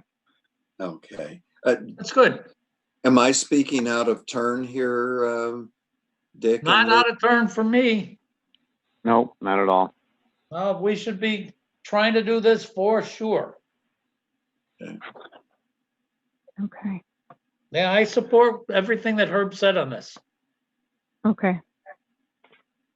Okay. No, and I understand it's just getting the details out and making sure that all the check boxes are marked, so that there's no room for error and we're not causing more, we're not creating the problems that we're trying to prevent. So that's right. We don't want to get anybody sick. You got it, Nancy. By the end of the summer, Nancy, the landscape will have changed again. And I think the landscape is going to get much more severe. That's what you're hearing from other parts of the country, that things are exploding. And they may well do that here. So a careful plan really needs to be put in place to keep everyone safe. And it may be by that time we won't even want to do anything like that, simply because people are not going to want to potentially expose themselves. This is going to get worse. Right.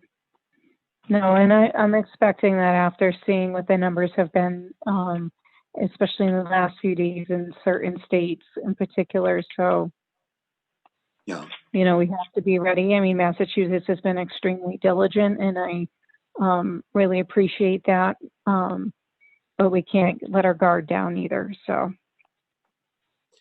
Great. So, okay, then have a good night, and thanks for visiting with us. Keep in touch. Thank you for having me. You're doing good stuff. You're doing good stuff. You. Okay, good night. Thank you. Good night. Thank you. Bye-bye. Okay. I've got three things, just a quickie. I know, Lee, you excused yourself in alphabet soup, but if you noticed that little effort to try to make the water and clean the jugs and dispose of the waste, and don't use the toilet water to rinse the bottles out, and It grew a little bit, didn't it? it goes to be a monster program.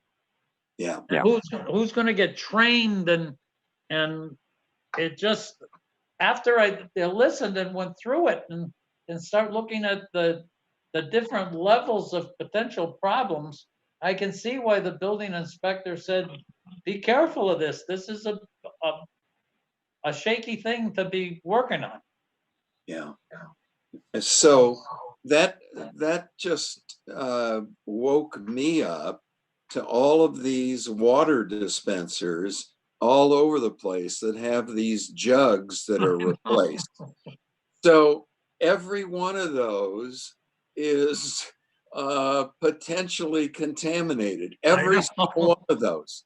So the last thing you would want to do is draw a drink out of one of those things. I do the same thing. I'll stay away from those. You say someone put them in to try to stay healthy, and you're sitting there drinking Whoa. anything. That's right. So anyways, that thing just grew and grew. I had two other items. Go ahead. Okay. No, I was going to say, I was confused because I was under the impression that she was buying the big jugs of water and just replacing them. Well, she is, I think. But she's talking about washing them and reusing it. I don't think so. I don't know how No? you guys said. Okay. I thought she was getting, but by the time she ends up washing the container, washing the machine, and she's using the old jugs to wash the machine, but then she's got all this waste from that. Then she uses the tap water that she can't use to wipe the mouth of the new jug she's putting on, and it's like, oh my Lord. Yeah. This is, as I said, by the time they're done, I think it was safer to drink out of the back of the toilet. But Thanks anyway. Maybe the bowl of the toilet. Yeah, I don't know.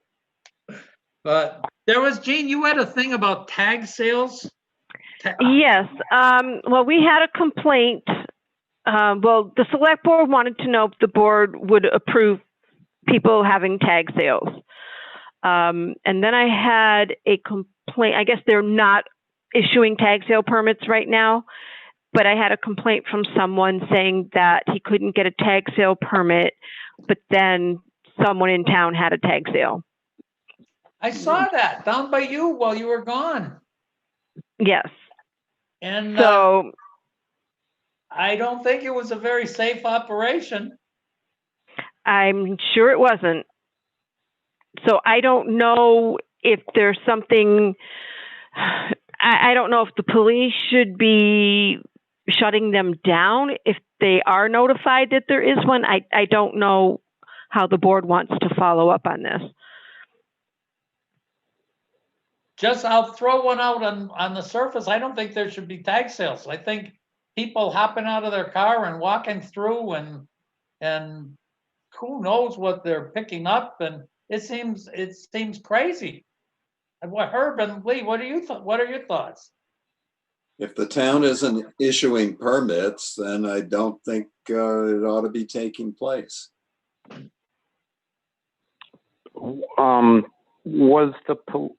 I don't remember the details, of course, but was the police department in some fashion put on as our agents for certain situations? Yeah, they are. Absolutely. Absolutely. Okay. So that being said, any and all tag sales for the immediate and near future in the town of Granby simply can't exist. And if the police are driving by, which they might course of the day, need to do their part and end it. That's what I would Yeah. say. Okay. So do you want me to contact Chief Wishart and just let him know that we've heard that there are tag sales going on and they could keep an eye out? I would vote for doing that. Yeah. What are, Herb and Lee, what are you thinking? That's exact same thought. Okay. Sure. But I don't want them to draw their guns to. No, I don't want it to go that far. no. No. We've had two things now on the rod or the bow and gun club. One of them Those guys. we just got about the lead. And then we got another one from the concerned citizens. Are we, Yeah, go ahead. We are 2 hours into our meeting already. I'm not sure want to take up something like this at At 10 of 9. approaching 9 o'clock at night. Want to put this on our next agenda? First No. thing at 7 o'clock or something to really give us some serious time. Or I agree with Herb for sure. 9 o'clock at night isn't when we should start this. or maybe Okay. we could just deep six the whole thing. No, we can't. I know, but I'd like No. to. Did you get my email from the Council on Aging to resume limited outdoor seating? Oh yes, yeah. Under a tent or something. Yes. Do they have go ahead from the board? Well, if they're going to follow all the. Oh, God. Save me a spacing mask event. Yeah. They've got to 16 patrons that they're seated 6 feet apart. They'll dine under a tent outside. Objects will be disinfected. There will be no sharing of food items or objects. And single serve condiments will be distributed. Everything will be individual plates, that type of thing. Face coverings and gloves. Jean, I would respectfully say that this is a gigantic amount of hassle for a meal that's you don't go and serve yourself. It's a served plate of food. So if you put a lid on that plate, and since we have transportation that picks up and takes people home, why don't we just load up the van with the 16 meals and deliver them? That would be, I would think, infinitely easier and less hassle to do. I'd support that, Herb, that you're going to be talking about inclement weather under tents, and the other thing is you're serving these meals to the highest risk people, and why would you put the high risk people together? Yeah, Good point. I would do this. I would deliver it, Meals on Wheels, deliver it, or forget about it. I don't think we ought to be bringing people under a tent to serve them a pre-filled plate. It's not like they're going to get their food and individualizing it. It's a pre-filled plate. Yeah. Deliver it to their house. Herb, would you like to call Chloe and discuss it with her? No, but Okay. no, but why don't you tell her, Jean, that's That's at least my sense, and if that's everyone else's sense, that's the sense of the board. And if she wants to talk about it further, she can give me a call. But no, I don't Okay. want to initiate the call with her. Okay. And this, just as Dick is saying, and all of us know, we don't want to bring elderly people into any aggregated place, even though this is outside in a tent. It just doesn't make sense. They ought to stay in their house. You know, it's Okay. kind of easy to look back when you look at the soldiers' home and said, was there a safer way to do something? And what Herb is saying is definitely a lot safer. And say, why would you do this thing and risk? Okay. Our, So the our board. cherished old people. Okay. So the board is saying that no. We don't Okay. support this. They. Okay. And Got I stopped volunteering at the soldiers' home because fortunately, before all this hit the fan, but because I couldn't believe the crowding. I couldn't believe the way people were herded around. It just made no sense to me. And so I got out of there, and I think I got out of there just in time in February. Whoa, I guess. Yeah. So anyways, and for a quick experience that I had at Granby Grain this week, I went into Granby Grain. There was a man in front of me with a mask on. The man, in fact, the owner had his mask around his neck. The man next to him, loading up the shelves, had a mask around his neck. The man that was going to wait on me had no mask. And I said, guys, I'm on the Board of Health, and you guys are supposed to wear masks. And the owner said to me, not if I'm 6 feet away. I said, number one, you weren't 6 feet away. Number two, because you're working in this store, you need to have a mask on. And I said, it's a $300 fine not to have a mask. And they all got a mask. They two of them pulled it up. The other one went and got a mask. And then the owner told me that he's got a bunch of medical people in his family, and masks are the worst things for you. And I said, well, you really shouldn't go that direction with me. It's the law, and you're going to follow it. But just know that at least down there, I have little faith that they're following the regulations. Same at Granby Grain. Not at Granby Grain, at Class Grass. Really? Oh, yeah. People are not wearing masks. And patrons are blocking you without masks on, standing in the doorway and won't move. Yeah. So, Dick, Dick, where was it you said you went? Granby Grain. Oh, Granby Grain. Okay. I'm sorry. Yep. I was thinking Class Grass because we've had some complaints about them. Okay. Oh, yeah. Yeah, Class Grass is a problem.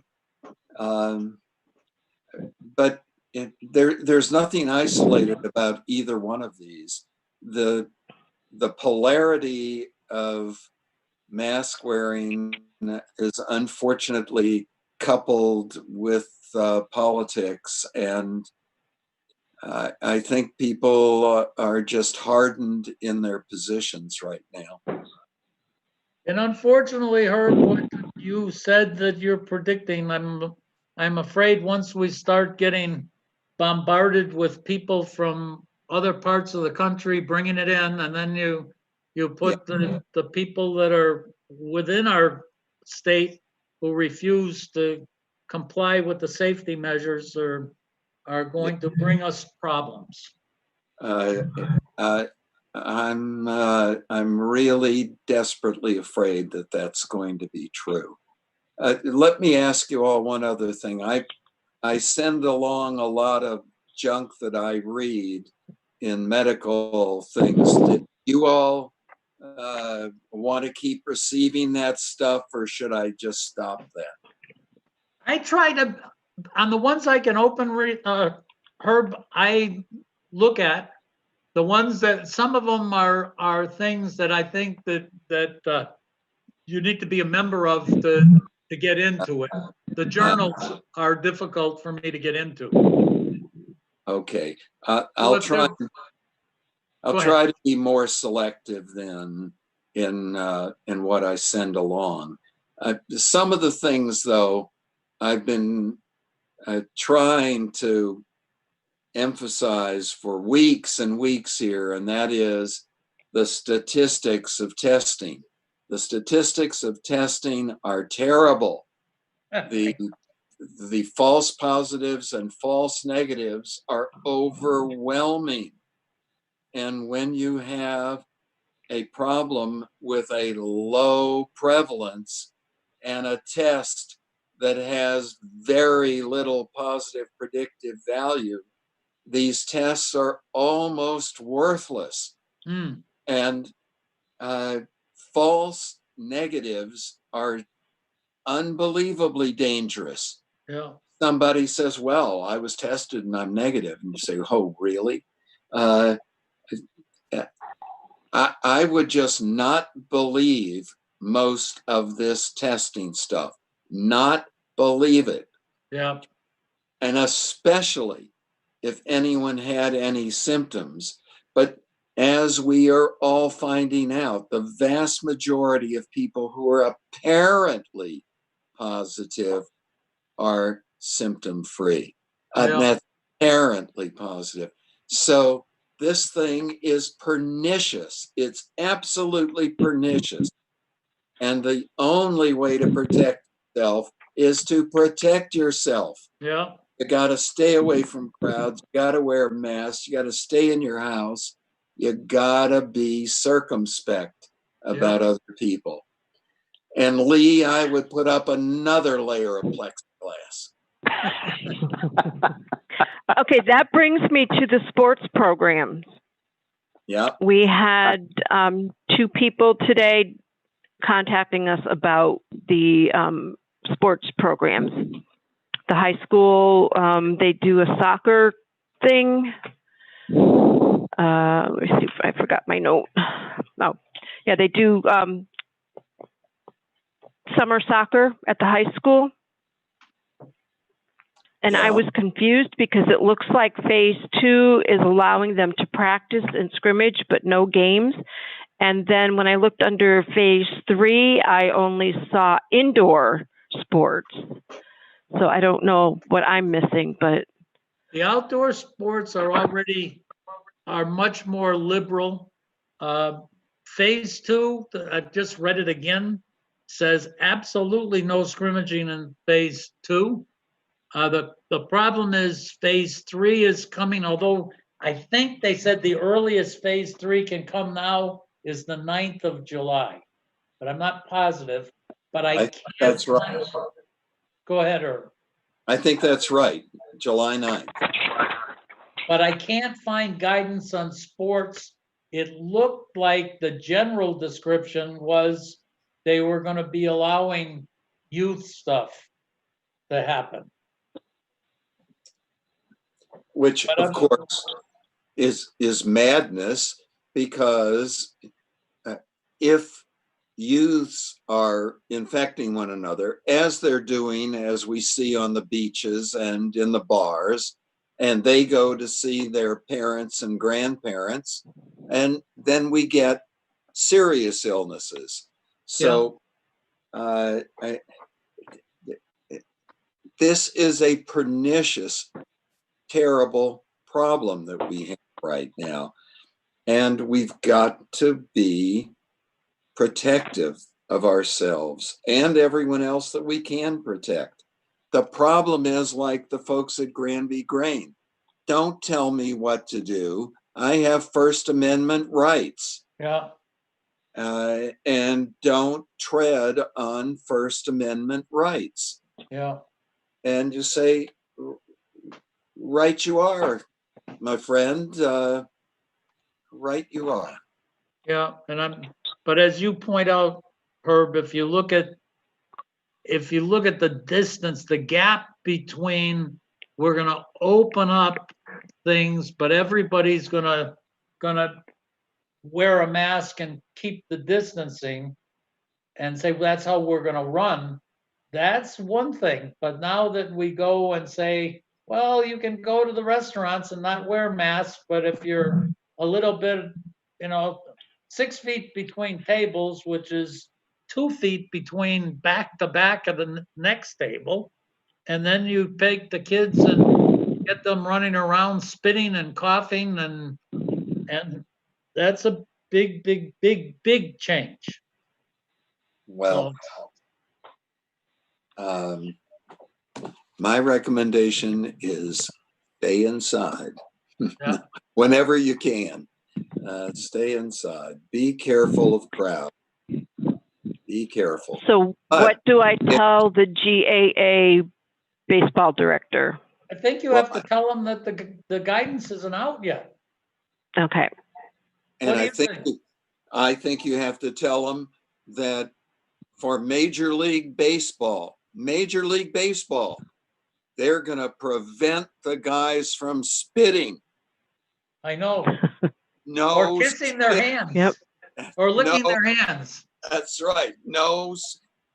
And you say to yourself, what the hell are you talking about?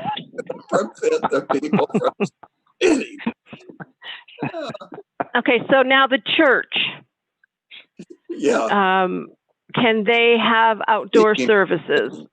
There's guidance for that. I just looked at it. There's some specific church guidance, right? Yes.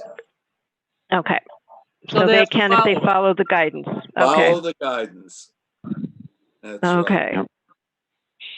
So I will get in touch with the 2 sports things and tell them that the guidance isn't out yet and they'll have to wait. Yeah. So briefly, maybe touching on the grain store and class grass, do we leave them to their own devices? Do we invite our friend from Holyoke to maybe with another coworker stop in, view what's going on, and hand out some $300 fines on the way through town to get these guys on board? I know it's gonna, no matter what we do, it's gonna blow up on our face, but by the same token, doing nothing is, somewhat not acceptable. Well, Do we back just to think what about Herb this? said about the bug place. Do Yeah. you send a note to every single business in our town? Well, And the state already did this. Yeah, but They did that. Yeah, but if we said it's starting on this day, we're gonna begin fining. Oh, okay. I got you. Fair notice. And So Cindy's, Class Grass, whatever, Cumberland Farms, whatever. Any and all. yeah, patrons and workers. Yeah. Right. Who's going to do the fining, guys? I have the policeman. Yeah, well, the police. Exactly. They're not. If they'll do it. No, they're not going to do it. Well, we'll see. I thought that's part of what they signed on for. Actually, I'm seeing Kevin's name still up here. I wonder if Kevin is still with us. I don't think Kevin's been with us. Oh, okay. At any rate, I'm here. Maybe we start with the police. oh, wait a and minute, say, Kevin, are you there? I'm here. Oh, Kevin is there. I'm sorry. You Yeah, put up with this for 2.5 hours, Kevin? I took a little bit of a break. I had to eat dinner. You missed the good part. We're just asking. I was gonna say we'll give Al a call, but I kept seeing Kevin sitting there, and I said, well, let's call Kevin then. if we decided that this lack of mask is getting out of control in the town, would the police go along with writing the $300 citation if they caught somebody? If we had to, but we'd probably try to advise first. You know, we have masks in the car that MEMA provided, so we could try to go in there, and I'd prefer to try to educate before we just start fining. But if we have to fine at some point, we will. I could support that. What, Lee, what do you, and Herb, what do you think? Yeah, I mean, you get more with honey than vinegar. I agree to that part for sure. And I'm not again, anxious whatever. to do get the fine either. What we want to do is have people wear the mask. Right, we want them on board. Well, yeah, No. I would really want our police to be doing regular policing, not doing this kind of stuff. This is an intractable problem, I'm afraid, Dick. I don't think we can solve this, even with Kevin going in there and saying, look, guys, you got to wear a mask, and if you don't, we can come back and fine you. They can't do that all day long and every day. And But if they did it once a week or while they were doing rounds and then just, stop into one of those places, just one of them every day, at least people would be saying, it's kind of like putting the radar sign up there. yeah, right. And that's very effective, isn't it? Not on Cold Hill Road, it isn't. Well, we have to come up, we either have to say, it's okay, then we're not going to complain about this anymore. And people know that Granby is a wide open town, or we do try to do something. Well, Kevin, what do you think we ought to do? This is the first we've heard of it, as far as I know, at the department wise. And again, you guys appointed us to be under your authority, so we can definitely stop by and try to see what's going on. Well, Here's my question. During the course of a shift, and don't take this the wrong way, I'm just talking through this thing. If you need a couple of sheetrock screws and you happen to stop at the grain store to pick them up, is that allowable as part of your work day? Absolutely.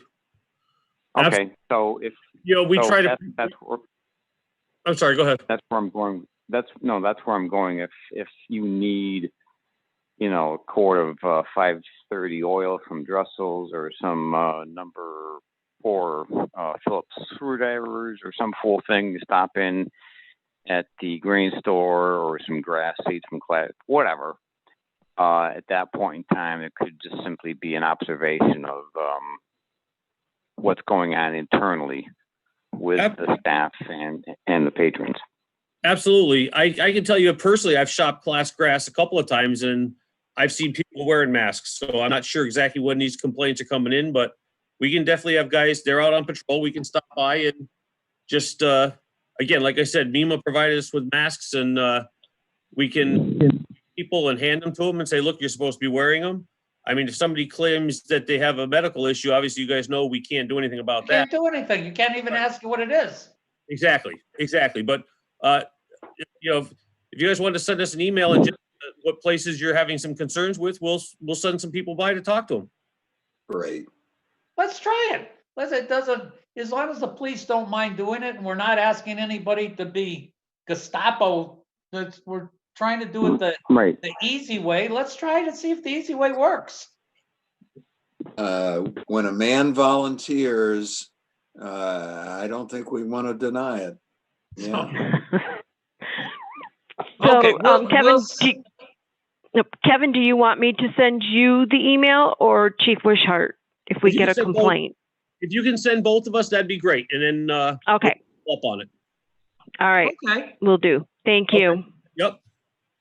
well, we're now 9:15.